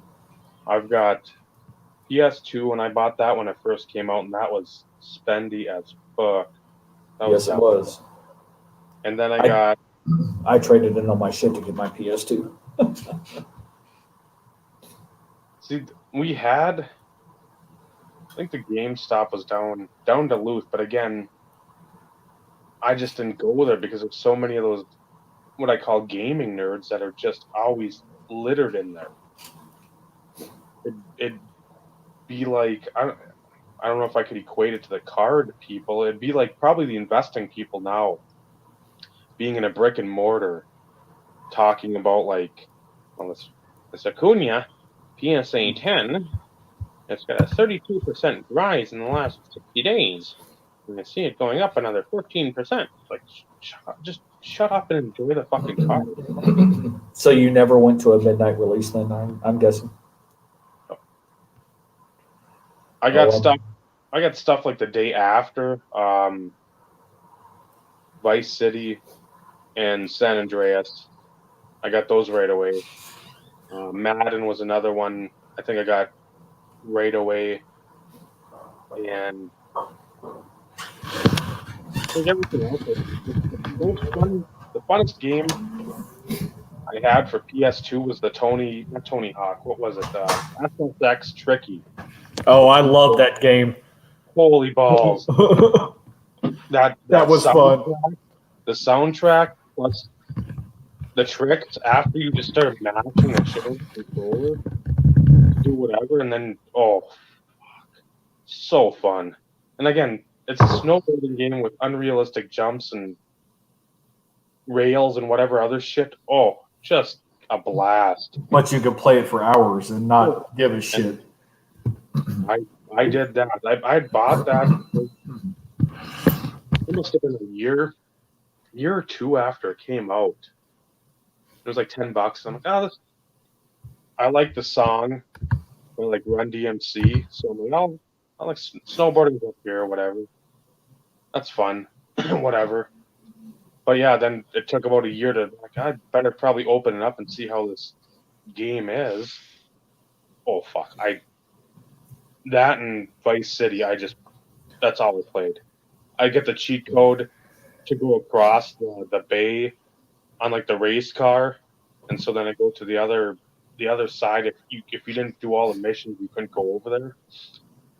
But I could with the cheat codes because I had the computer paper. Go with the perforations in the side with every cheat code on there. Go over there. You find a new place to save the game. Oh, just Cheater. If they didn't want the information available, it shouldn't have been on the internet. I'm giving you shit. I hate golf with a passion. However, the first Tiger Woods game that came out on Xbox, I played the shit out of that fucking game. And I don't know why. But, going playing tournaments, buying new gear, all this other kind of crap. But, oh my God. Up, down, left, right, BA, start. That's the cheat code for Contra to give you 30 lives. Yes, I remember that one too. That was a great game. Metroid was a great game. Zelda was a great game. Double Dragon was a great game. Double Dragon. Yep, I remember. Oh, God. Golden Axe. All that stuff. And then you go to... We had a bar here, but on the other side it was like more of a diner. And then downstairs the guy had like 15 arcade games. Just pour money into that stuff. Constantly. That Double Dragon, just beating on those buttons. I was in middle school, I think. I mowed yards briefly just so we could walk 2.5 miles to the 7-Eleven to play Golden Axe and just throw freaking quarters in that bitch. For N64, Mario Golf in like 2000. I know the group of guys I hung out with, it would have been sort of like post high school, a couple of years later. There's one that's, I think, about 3-4 years older than me. One was a classmate of mine. Then I had one that was a year older. It was his house because they were down in Minneapolis and they just had the house up here. And then there's, I think, 3 or 4 that were like a grade below. We had every fucking gaming system. Between all of you? Like 4 or 5 TVs. But the main thing we played was Mario Golf, just to annoy the shit out of each other. You had like Mario would say, "Mamma mia!" Or it'd be sarcastic. Somebody would have a horrible shot. You're like, "Ooh, nice shot!" I'd be fucking way off the screen, out of bounds, and you'd be like, "Shut the fuck up with that stuff! You're pissing me off." You'd have controllers being thrown. And I remember when Mortal Kombat hit the Genesis, and you had to. Okay, so which one was it? There was one in which they allowed you to enable the blood for Kano's for all the fatalities, but mostly for Kano's. Was it Sega that did it later, or was it, that was one thing that pissed me off when it came out, because I played a shit ton at the arcade too, and Kano's fatality of ripping the heart out was freaking just satanic. I'm just saying. But that game was so ahead of its time. It was no different than Killer Instinct. The only difference is Killer Instinct really didn't have fatalities. Killer Instinct was all about the combos. But the original Mortal Kombat by far is still one of my all-time favorites. And then Mortal Kombat 2, this always talks about how old I am. Mortal Kombat 2, when it hit the arcade, and then not long, after it was, I couldn't remember the date range when they actually released it to the console systems. I had every major move, every fatality, every babality, every friendship, every stage fatality. I had the whole fucking thing memorized for every player. So I said, to hell with it. I always played with Shang Tsung. Oh, you want to pick so-and-so? All right, well, I'll morph into so-and-so and I'll beat you with your person. It was one of those in which I loved that game so freaking much that it's like it was ingrained in my head forever. Street Fighter 2 was another freaking game that I loved to freaking play in the arcade. Mm. It just, the old games, I mean, granted, these days the freaking graphics are just fucking unreal. People hated playing against me in E-Honda. Fuck. Cheat. That was such a cheat. Back him into the corner. They try to jump up, and you jump and you kick down, and then boom! People would fucking flip. I loved it. And NHL, not that you liked it. I think it was NHL '96. There was if you're going up the screen on the left from the blue line, anytime I shot from there, I'd score. I played hockey in the early game systems because they were fun. Oh, so fun. Freaking with your little speed burst as you're breaking away and stuff. And you're playing, I always played on the easiest level just because I wanted to see how high I could go. No different than, Joe Montana football on the Genesis. That's back before Madden even existed. Or, Tecmo Bowl. Oh. I just... although they were so antiquated and so grainy and shit, my best friend, his dad, he was a CPA, and he actually had a home PC. Granted, you're talking, with the 5.5-inch floppy disk computer, really old. People don't even know what that is. Well, some people may not. But he had Doom. And he had Wolfenstein. Okay. And that damn thing was 7 or 8 discs to freaking load that damn thing. And you want to talk about slow as hell and super grainy and super glitchy.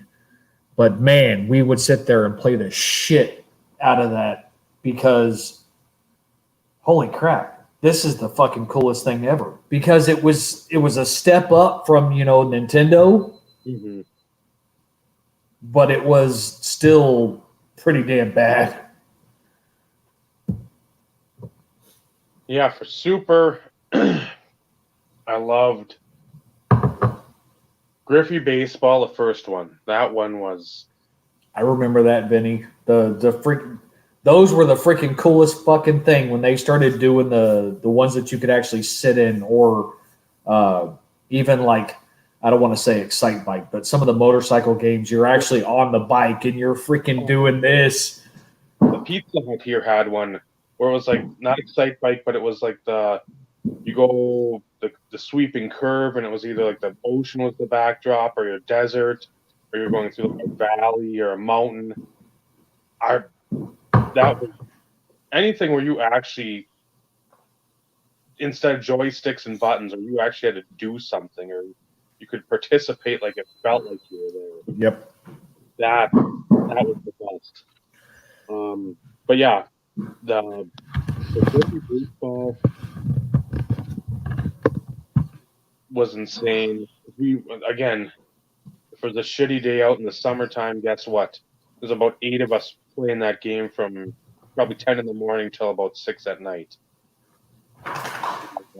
Mario Kart, I still will challenge anyone in fucking Super Nintendo Mario Kart, and I'll kill you. I will absolutely obliterate you. I challenge anyone. I will lay down that gauntlet, and people up here, they I've played a lot. Nope. I can jump right back in.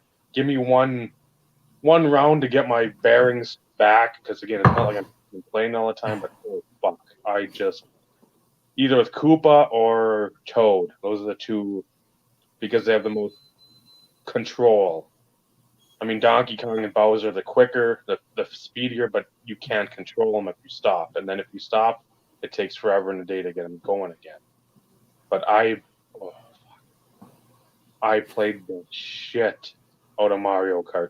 There was a time on Rainbow Road where I would just rip through that on the 150.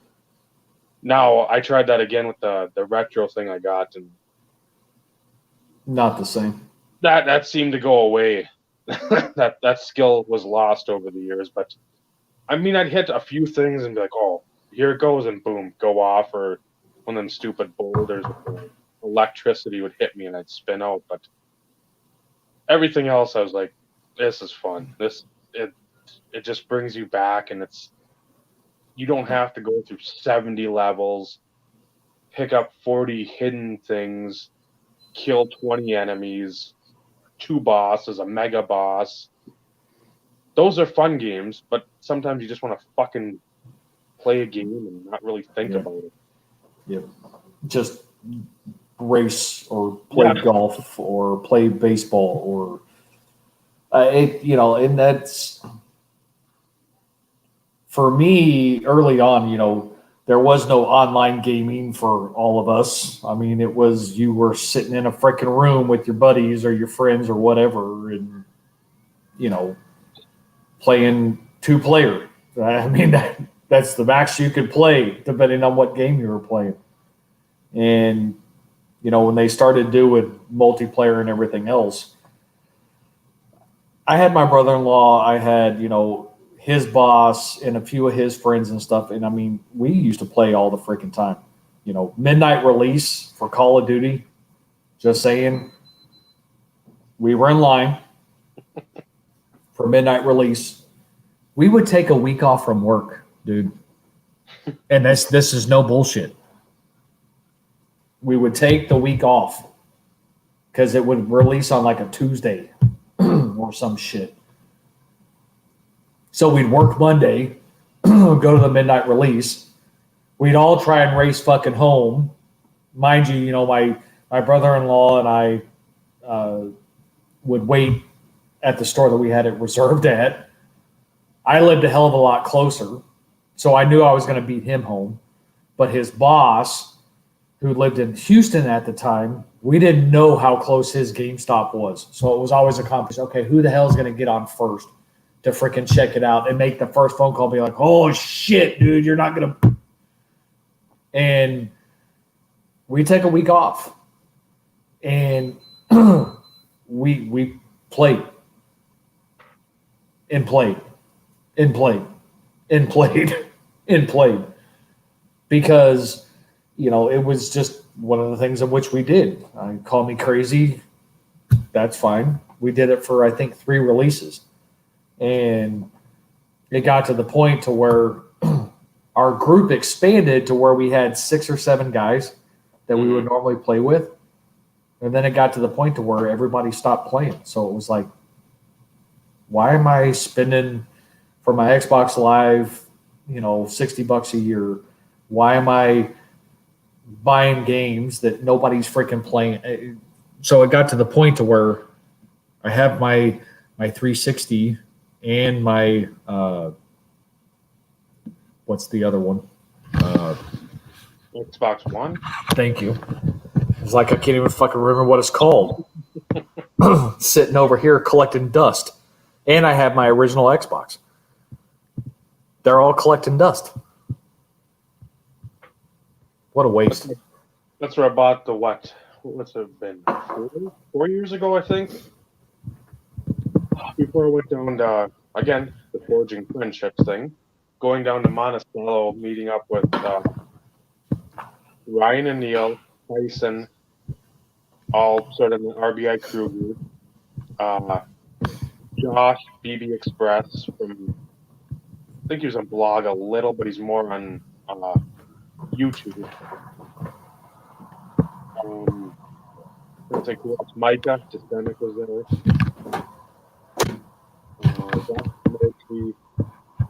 Mike Cancelleri. I don't know how many other people. There's a group. I think John Summers, which was Bojack something. Bojack Empire. Yeah. And we all played golf. But on the way down, I think must have been 2 months before, I'm like, okay, there's a Let's Go or Let It Go app. Basically shit to sell. So somebody down, I don't even know where it would have been, Forest Lake, which is just north of the cities. I mean, one of the last suburbs before you start getting into the city suburbs. Had an Xbox 360, and I want to say 75 games. Everything still with the games, everything that the Xbox came in the original box, and it had, I think, 2 controllers. Didn't have the Connect or whatever, but I bought that down the road for like $20 brand new in the box, so I didn't care. They wanted $250. I said, hey, you take $175 for this. Just shot in the dark. Yeah, we'll take that. Like, oh, okay. You know how many times I've even opened it? None. Naomi wants to play that, so now we get bigger TV here that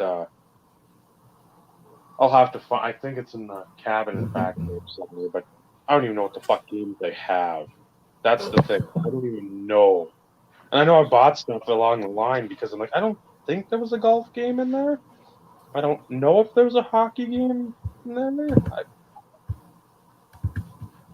And that's what sucks. I wish everything would just be one gaming system. Sort of the anti card world. I wish everything was in one because I like a lot from everyone. Yeah. Well, and there's always goes back that competition. Yep. Oh, I know. PS4, now gets the early rights to Call of Duty, but before it used to be Xbox, and it just they go back and forth with these exclusives of who gets shit first, and it is what it is, but at least it's not. To a certain degree, you don't want a monopoly from a gaming perspective, because there's good. I mean, there's good and bad things to both systems. But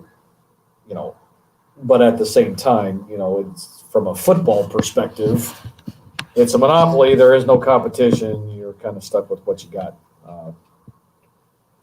At least some of the other sports have, the ability to have some sort of variety. Best Buy, that used to be such a good store. Now it's just shit. And your response is always, well, they're for the kids, honey. Yeah. But I have to show them how to play it. It's bonding time. Yeah, I would do that too. Oh, the original GTA days. Ooh. So good. I played a shit ton of that too on PS2.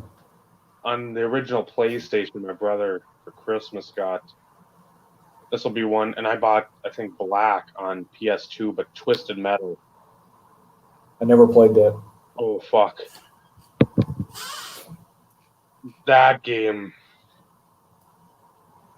that was a fun game. Just mayhem and chaos. And again, it just so fun. I mean, that one, he had that, and I think he had a baseball game. Like maybe whatever it would have been, 98. Because I remember making, because he didn't have him on the roster, Troy Glaus for the California Angels. But I made him left-handed, and I made him, I think, for the Marlins. So he was like 6'5", like 240 pounds, left-handed. Put his power all the way up. Speed was just mashed the ball. See, here we go.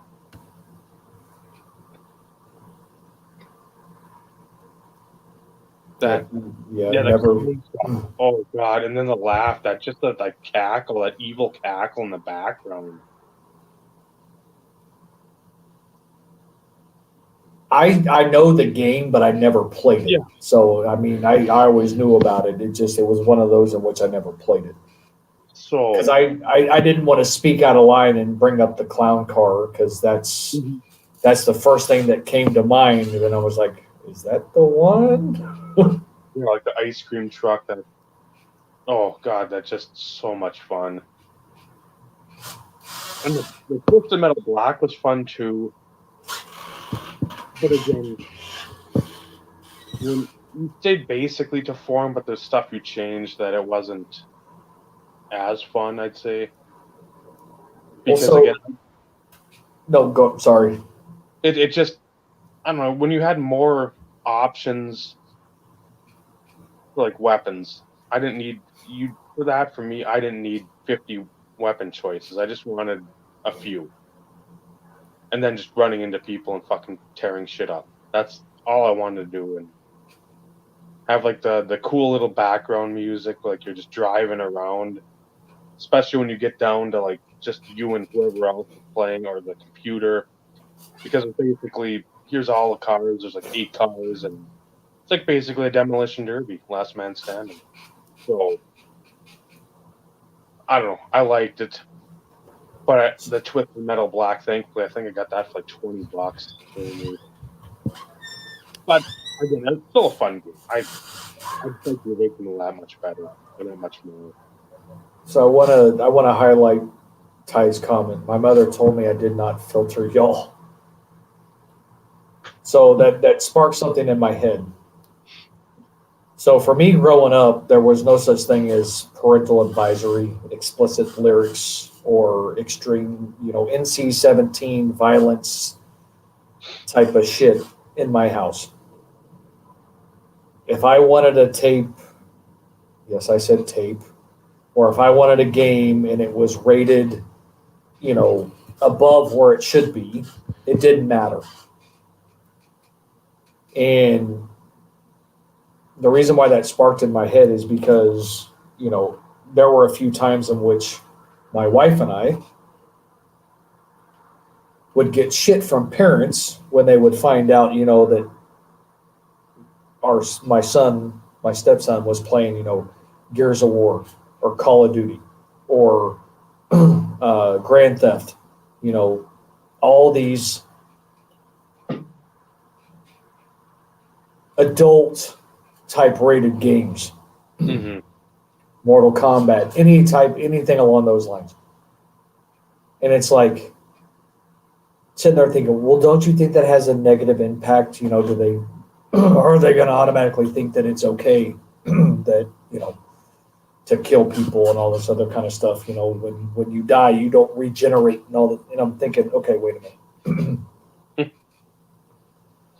first and foremost, and I hate to say this, if you restrict or you ban that to a certain degree, they're going to find a way to get a hold of it. And it's going to have a lot more of a negative impact. It's all about being involved and paying attention to what your kids are doing outside of home to a certain degree. I played all the fucked up games. Okay, so I may be a little fucked up, but I'm not to the point of where I'm sitting there, a freaking serial killer and everything else. I mean, come on, let's be realistic here.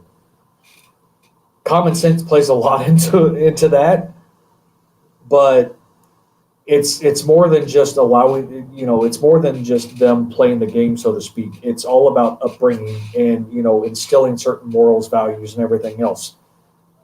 But the fact that like I said, this is no bullshit. We would have parents that would sit there and ban their kids from coming to my house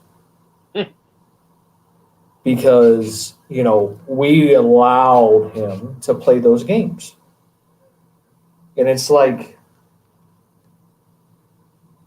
you do realize that that's going to have some potential adverse effects because now, as parents, you have to still be able to put your foot down. I mean, there is such thing as, being a parent. But to sit there and restrict something that is fictional and you educate them and make them understand that this isn't real, this is fake, this is make-believe, usually you're going to be okay. But the fact that he would have friends that would ban them from coming to the house because they were afraid that they could be exposed to a Call of Duty, Mortal Kombat, Grand Theft was a little excessive. Just saying. And this is just me talking. This is my opinion. Others can disagree, and that's fine. But I was like, really? Well, yeah, that's what I've never understood. You'll see, again, a lot of the church or morality groups. I'm going to get a couple comments in here. We'll go after pretty much Ty. Yeah, that's about the age I think people are really start to really figure out, okay, this isn't real. It's a movie. It's put on for entertainment. This is a game. This is for entertainment. Well, and that's the thing. Like I always say, you have a lot more influence on your kids than what people realize. It's called parenting. And, things can go wrong. I mean, it happens. You can only teach them so much until they really are on their own. But it's all dependent on what morals, values that you instill in them and hope that they stay true to form and it sticks with them. But at the end of the day, once they get old enough, you've done what you can. Yeah. I mean, if they're going to be a fuck up, it's not because you fucked up. It's because they've made certain choices in their life that made them a fuck up. You didn't teach them to be a fuck up. Yeah. You didn't, do drugs. I mean, come on. And the fact that, call me progressive, but, I saw my first boobie in a Playboy magazine about that same age. I was probably about 10 when I saw my first rated R movie because during the summer I would stay up, and in my house we always had HBO. When I lived with my grandparents, we always had HBO. And come on now. Red Shoe Diaries. Back in those days, you had all the strong sexual content, and also during that time you would have a lot of your horror movies and everything else. So like I said, I'm not a fuck up. I may be a little fucked up, but I'm no worse for the weary. Yeah, you're not going around public and honking on chicks' tits all the time or something like that. I saw boobies. I mean, during the day. No, I do that in the cover of darkness. Bella Lugosi. Yeah, it's, again, what I've always said in any of my videos when I start ranting and rambling, even back on like Facebook, I'd say, there you go. No shit. Watched Don't- that a few times. Don't, if you're a parent or you're a guardian to some child or whatever, your job is to lay down sort of a blueprint of how to be a decent adult or a decent person that can eventually be a decent adult. Don't be your kid's best friend. They're going to turn out like shit. Period. That's not what you got jackhammered or jackhammered for, is to make another friend. You want a kid to try and again mold into somebody who you'd like them to be if they choose to stay in the confines of whatever lessons and life plans you've given them. Great. If not, you've done what you can do. They'll choose their path. Again, you can't choose it for them. Yep.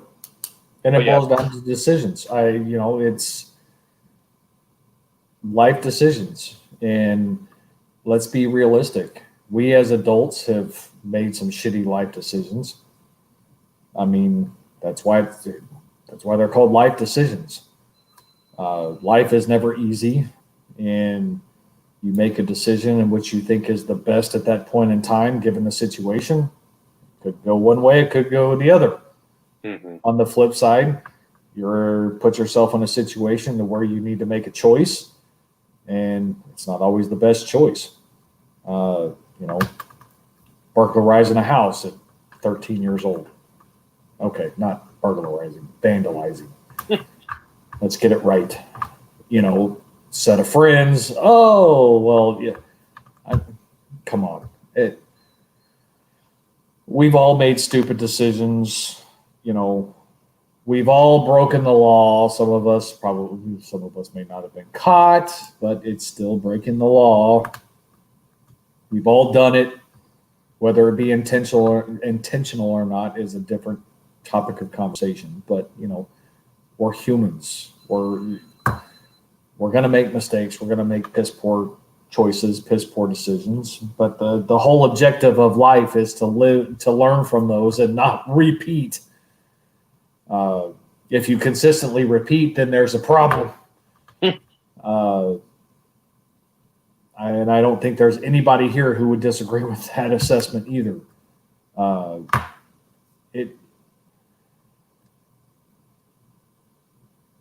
It is what it is. And being a parent these days is fucking tough. I only imagine what it was like for my mother, raising myself and my sister, how difficult it would have been. But, I look at things nowadays, and it's harder for us parents raising kids these days than what it was for our parents. And I hate to say this, but frickin' help us all when our children have kids. I'm not sure I want to be around to see it. No, that's, yeah. So if something tragic happened to me, I'd be like, oh, it sucks for people left behind, the people I care, but you know what? Good, because I don't want to fucking see what's going on. It's just going to be a literal shit show. But remember, one thing about being a grandparent is you can spoil the shit out of them, and then here you go. Give them right back. And then it's no longer your problem. Get Halloween candy. Oh, time to go. Oh, I want this. Oh, what? You want a 10-pound box or a 10-pound pack of chocolate? Oh, sure, sweetheart. Sure, honey. Sure, you got it. Why don't you go and sit down and eat half that fucking bag? because your mom and dad's going to be here in about an hour. You want a Coke to wash that down? That's the one thing that's the advantage of being a grandparent. You can spoil the shit out of them, do things that you're not supposed to do. Like, here you go. Have fun. I mean, my mom and my wife's mom, no longer with us, but they weren't that bad. Thank goodness. No. But, at the same time, it's being a grandparent. That's the fun thing about being a grandparent is being able to spoil them excessively. Because I will tell you what, my grandmother spoiled the shit out of me. But not to the point, hey, I lived with them until I was 13 years old. So it's not like it was, here you go. So there was still some limitations there, but, she spoiled the shit out of me. Freaking gummy bears out the ass from the grocery store by the pound type situation. You go to the candy bins and you buy it by the pound. All my football and baseball cards and shit. My sister didn't get crap. Very rarely. But I was spoiled rotten. But I was the only grandson. I mean, I was the only boy. So, I had my sister and then I had three cousins. They're all female. I was the only boy. I was the only one who had interest in football, baseball. So we had that connection. Mm-hmm. So, of course, I was freaking spoiled. So, I had to buy my own car. My first car, I had to buy my own. My sister had help buying hers. Just saying. But we won't get into that.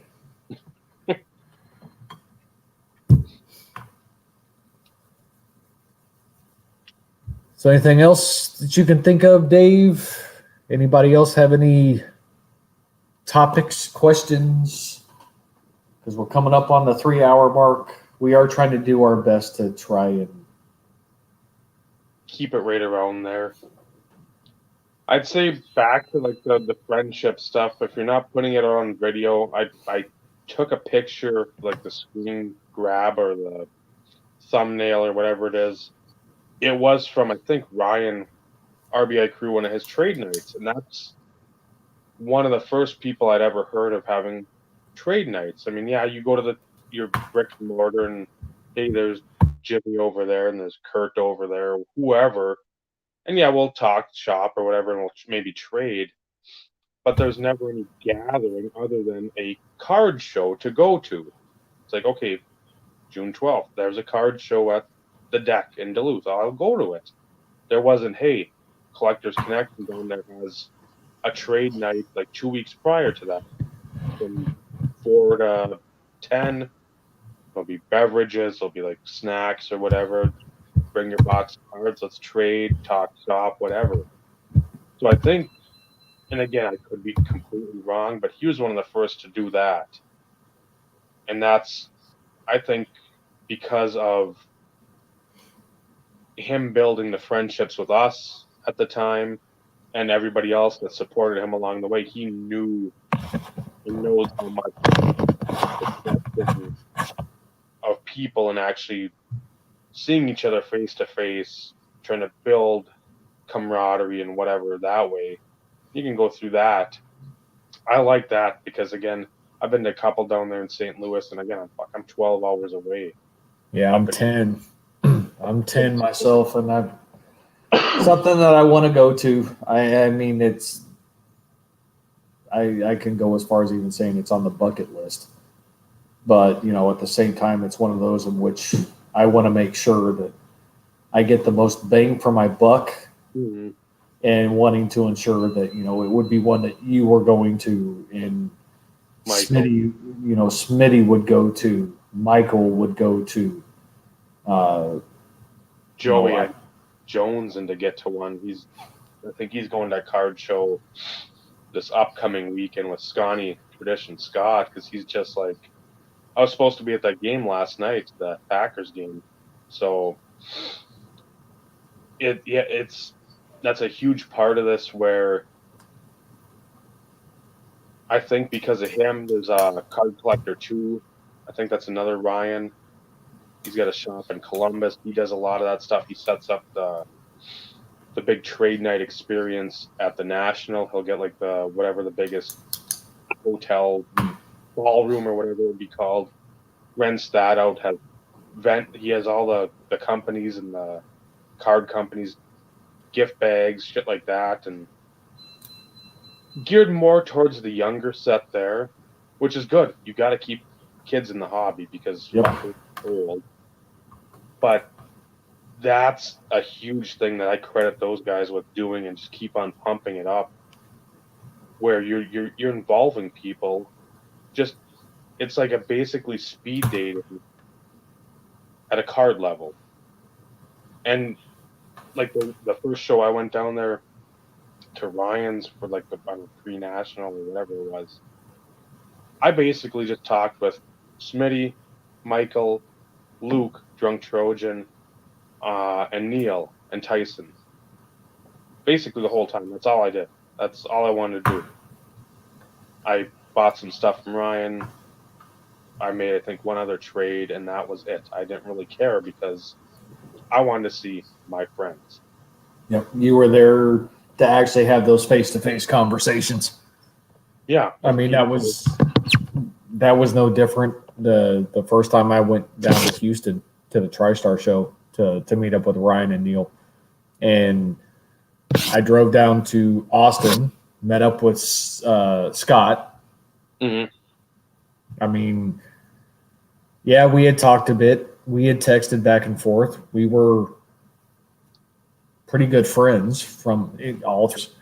Offered for me to stay at his house. We had never met before, ever. So drove down, met up at his house. We then drove down to Houston, hung out at the show, went out to eat with Ryan, Neil, Steve Mayadep was even there. Okay. And I mean, that's not a hop, skip, and a jump for him. No.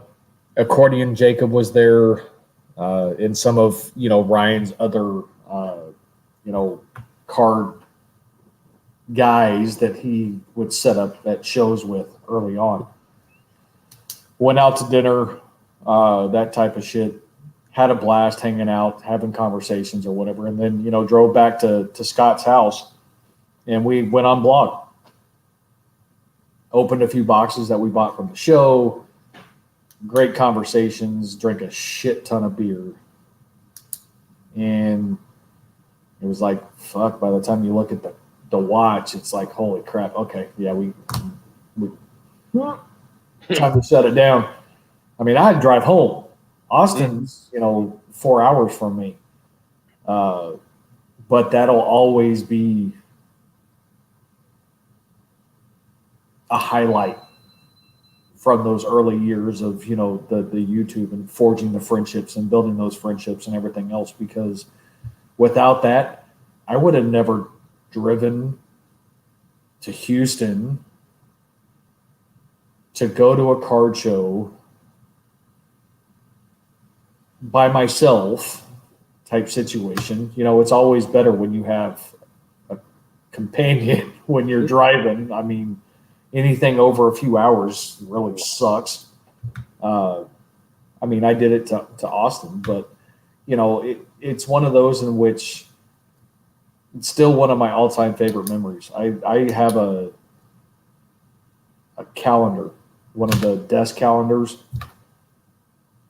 That's the wrong year at the time we went down there. But I was like, I need something to, commemorate this. And I think Scott has one too. But everybody signed the back of this desk calendar, who all ended up going to dinner that night. And it's still one of my prized possessions, because outside of meeting a few people here and there at what I consider my local card shop, which is not really my local card shop, it's in BFE, really.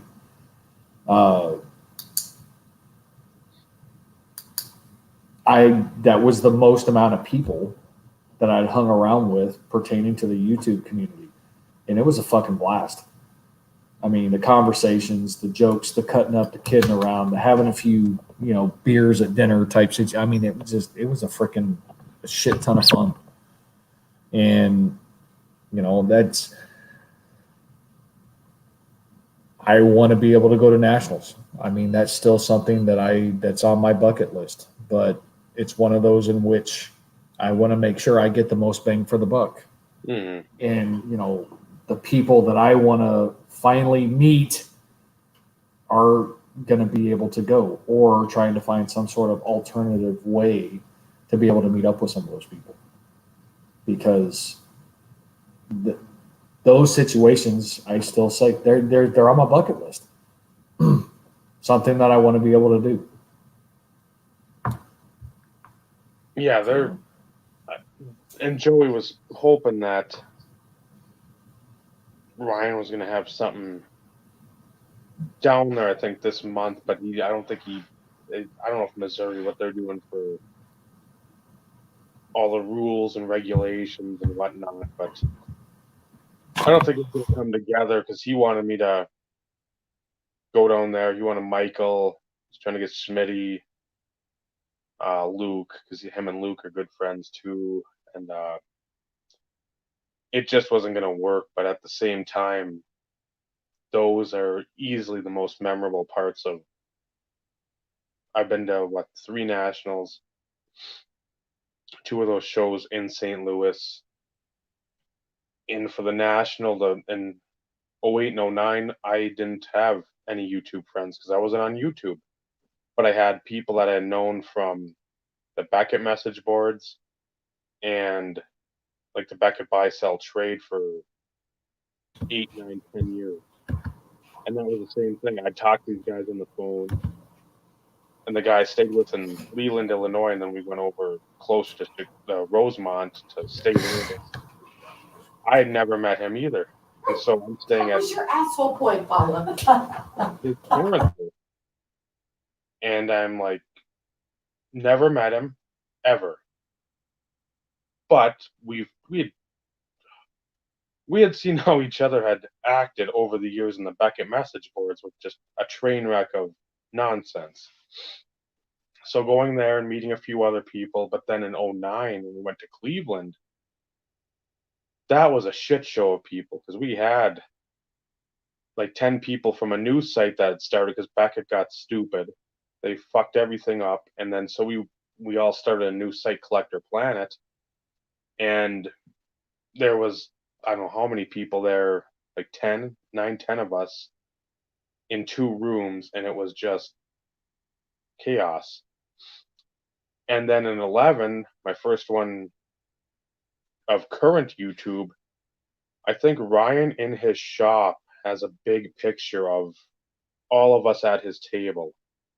And there were people, again, I'd have to see the picture, but some of the people that were actually in that picture, I don't even know what happened to them. I think there's one younger girl that collected the Cardinals hardcore, and she loved Adam Wainwright. I want to say it's Maya 13. I think Thundering 24 was there. Michael, Wilkie, Scott, Chris Fralin, Ryan, I am 140.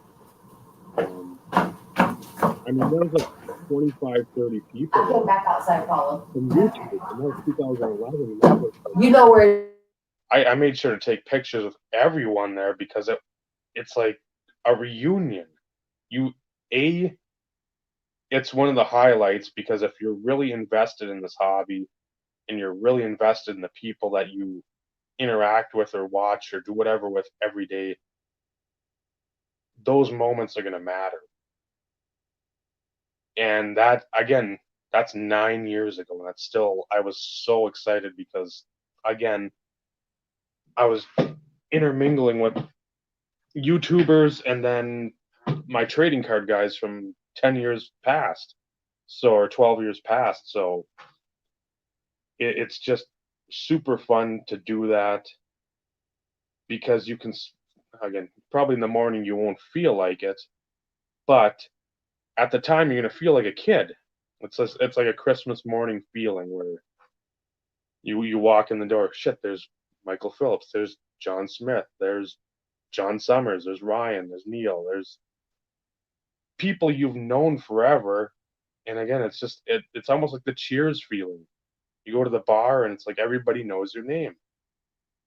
And it's a good feeling for you to have because you're like, okay, these people care even though maybe you just haven't talked to them at all. And you care because every time you're around them, there's laughs, there's good-natured ribbing. You'll get to see cool cards, you'll get to hear stories, ask how their significant others are or what they've done or whatever. And again, it's genuine. It's not just this pompous bullshit where you're putting on a mask and being fake to put it out there that you're part of a community and you care what the community does. Those people that want to elevate themselves above the community, that's the rubbish we need to sweep to the wayside. But those moments again, it's so much fun meeting these people. And then there's a new site too, the Freedom Cardboard. I was on there. So in 2011, I got to meet all those guys. And it's just like, again, it's for me, I don't like people. I know it's a shock. Some of you that are co-hosting with me or still watching, you can't believe this. I don't like being around dipshits. So you're saying, why go to a card show? Because the good outweighs the bad. I'll take a couple negative experiences so I can take out 100 good experiences. So that was the fun part. Got to meet the Freedom Cardboard guys. Got to go in 16 or 17. It might have been 17. Ben, you always show your hits. He showed up there. He's all from New York. I got to go to a Cardinals game with one of my good dear friends for many years, Sam Banks, a big wrestling fan and also a Cardinals collector too. So I mean, and meet him for the first time, and I mean we've texted 10 years constantly. So again, it's just you don't have to text all the time. You don't have to lay all your cards on the table. You don't have to do any of that stuff. But if you want to talk to kids, you have to put something into the pot. You can't just take from the pot. Absolutely. 100% agree.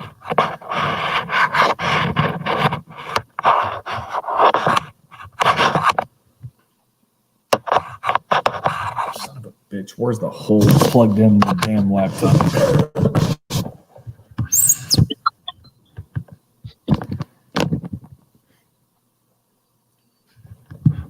Yeah, usually he does pretty good, at least in the podcast. Now all of a sudden he's letting loose. Well, that's the second Gatorade too. So, oh, excuses, Dave.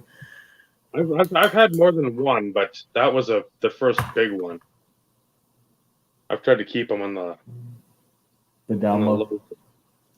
I don't want to sit there and sound like Barney Gumble from The Simpsons and just be like, no,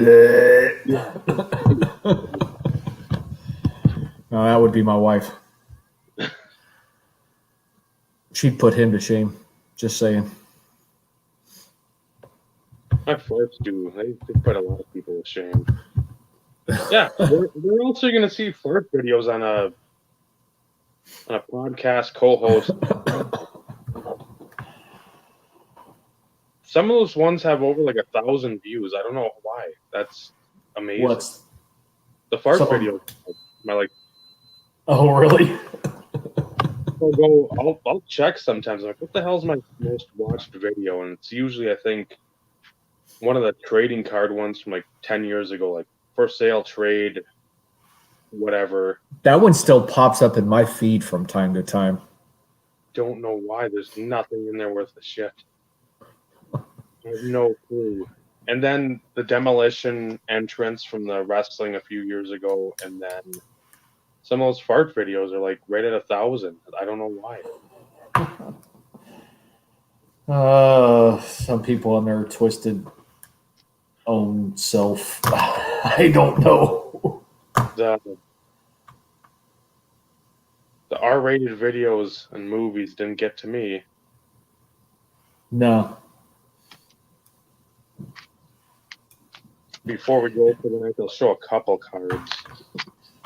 As long as they're not hockey, Dave. I had the one, but that's all right. Got that one in. Oh, that's nice. I don't even know what it's over. Inscriptions, some pinnacle product of 97. Who knows? I don't even see a number on the back. So that's the only bad part about a lot of that stuff. If you weren't paying attention to what it was or whatever, a lot of that no number shit, it's a troublesome task trying to find it. I don't even know the odds on this.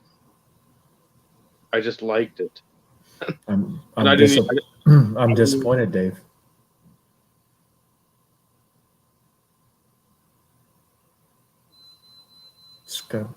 So is that Skybox Premium? Yeah. And it was something I've never seen. And I'm just like, you know what? I'm going to go the rare time. Because I think it was like $2 and then whatever, 2 shipping, 3 shipping.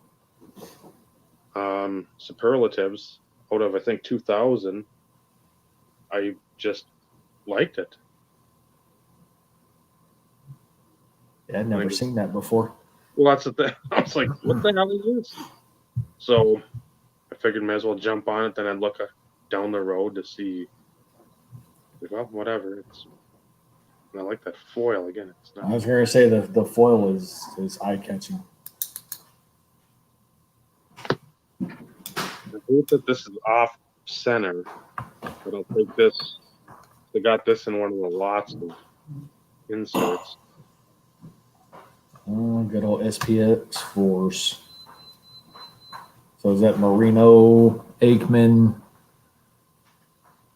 The one on the bottom is tough to see because he's wearing like a Is that Flutie? Favre. That's Favre. Is it really? That does not look like him. And then Bledsoe up on top. But yeah, Well, I knew Bledsoe at the top, but wow, that's like a really bad picture. it looks like a high school photo. Yeah, that's still a really bad picture.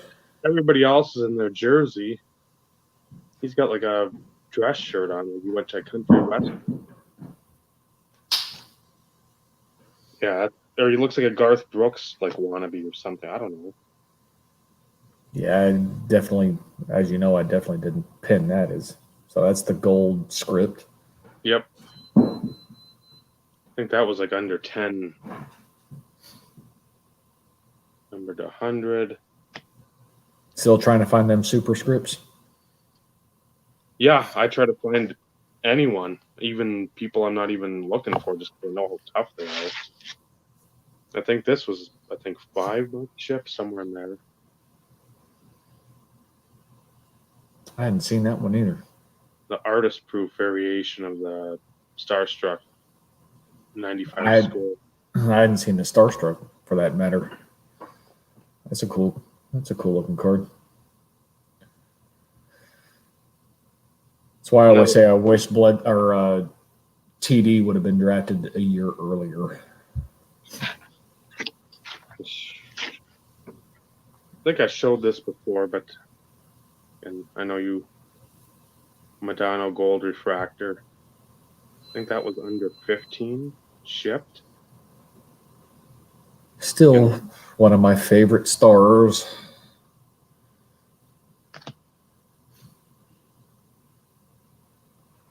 And again, it's the old die cut there, and I love those. And again, I probably overpaid because I think one came up right after for like $6. I paid like 18. But again, I know it's like a one every couple $3 is. And it's like just get it out of the fucking way. I Right. like it too, so I mean it's not like it's shit. Not the star one. I think the star one sold. There's a couple of these have sold. I don't know if word's filtering out or what. There we go. Could be. I know Matt was last week excited about Carlos's enthusiasm about some cards. And he showed the Madonna. He was like, this is a decent copy. This is acceptable. It's like Well, a serial number to 10. It's acceptable. there was somebody selling a whole set of the gold star. $575, $599. I think. That doesn't seem that bad.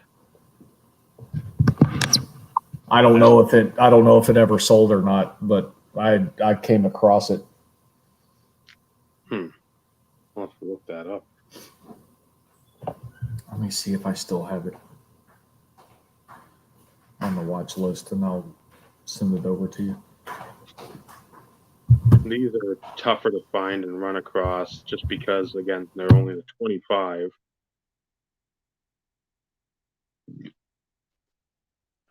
And again, the key on these, yep, you can see it, the hologram right there. Again, it's something that can be forged. Anything pretty much can be. But with these, that would be a notation that it was a pack issued card because they did have unnumbered ones of these nature that players from the photo shoot could trade amongst themselves. I've got several of these, but they do not pop up ever. So to add it to my Northcutt collection, add another one, I should say. And I think the last one I'll do, just to show off this, because I still thought it was a steal of the year. Abreu stuff, if you watched.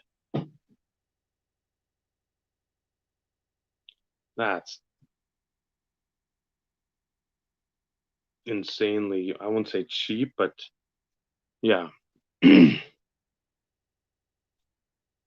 don't think people fully realize that's a pretty good story.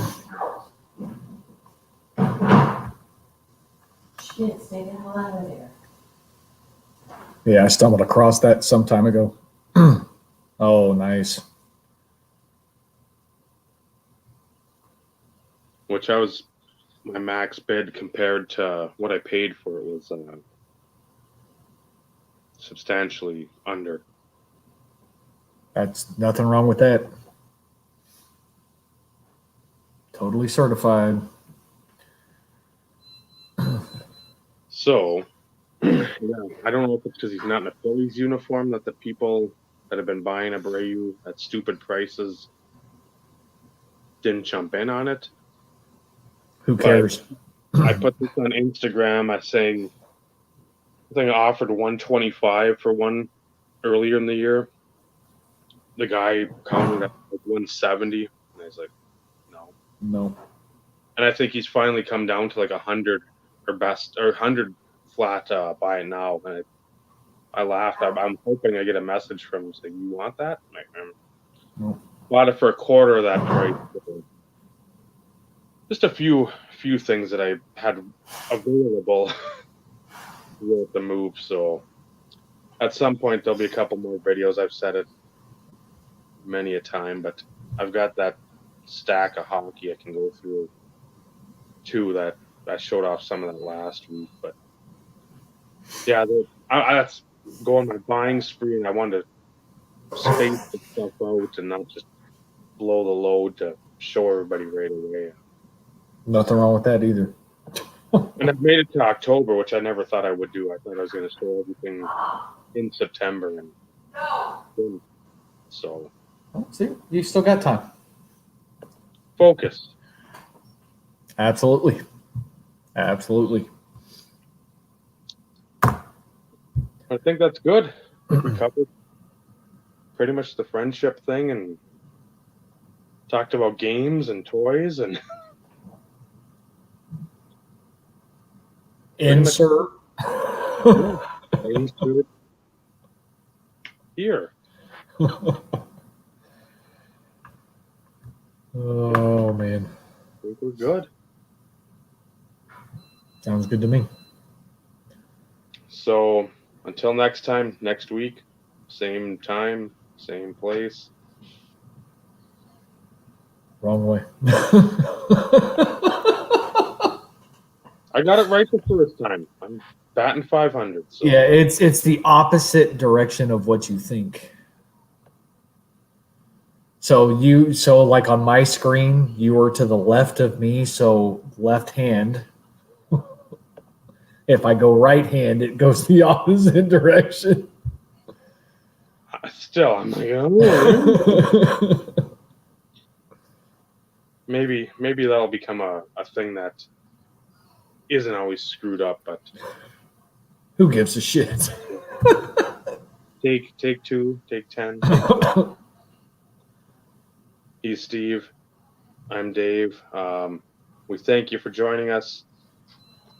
And again, if you see this afterwards, you got any comments, criticisms, questions, anything, Topics. hammer on that like button and subscribe and whatever, and subscribe to Steve and all that fun stuff and Patreon. But remember, building collections of cards, that's wonderful. If you're in this hobby or anything else in life, building the lifelong friendships, that's what really matters. Good night, everyone. Good night, guys.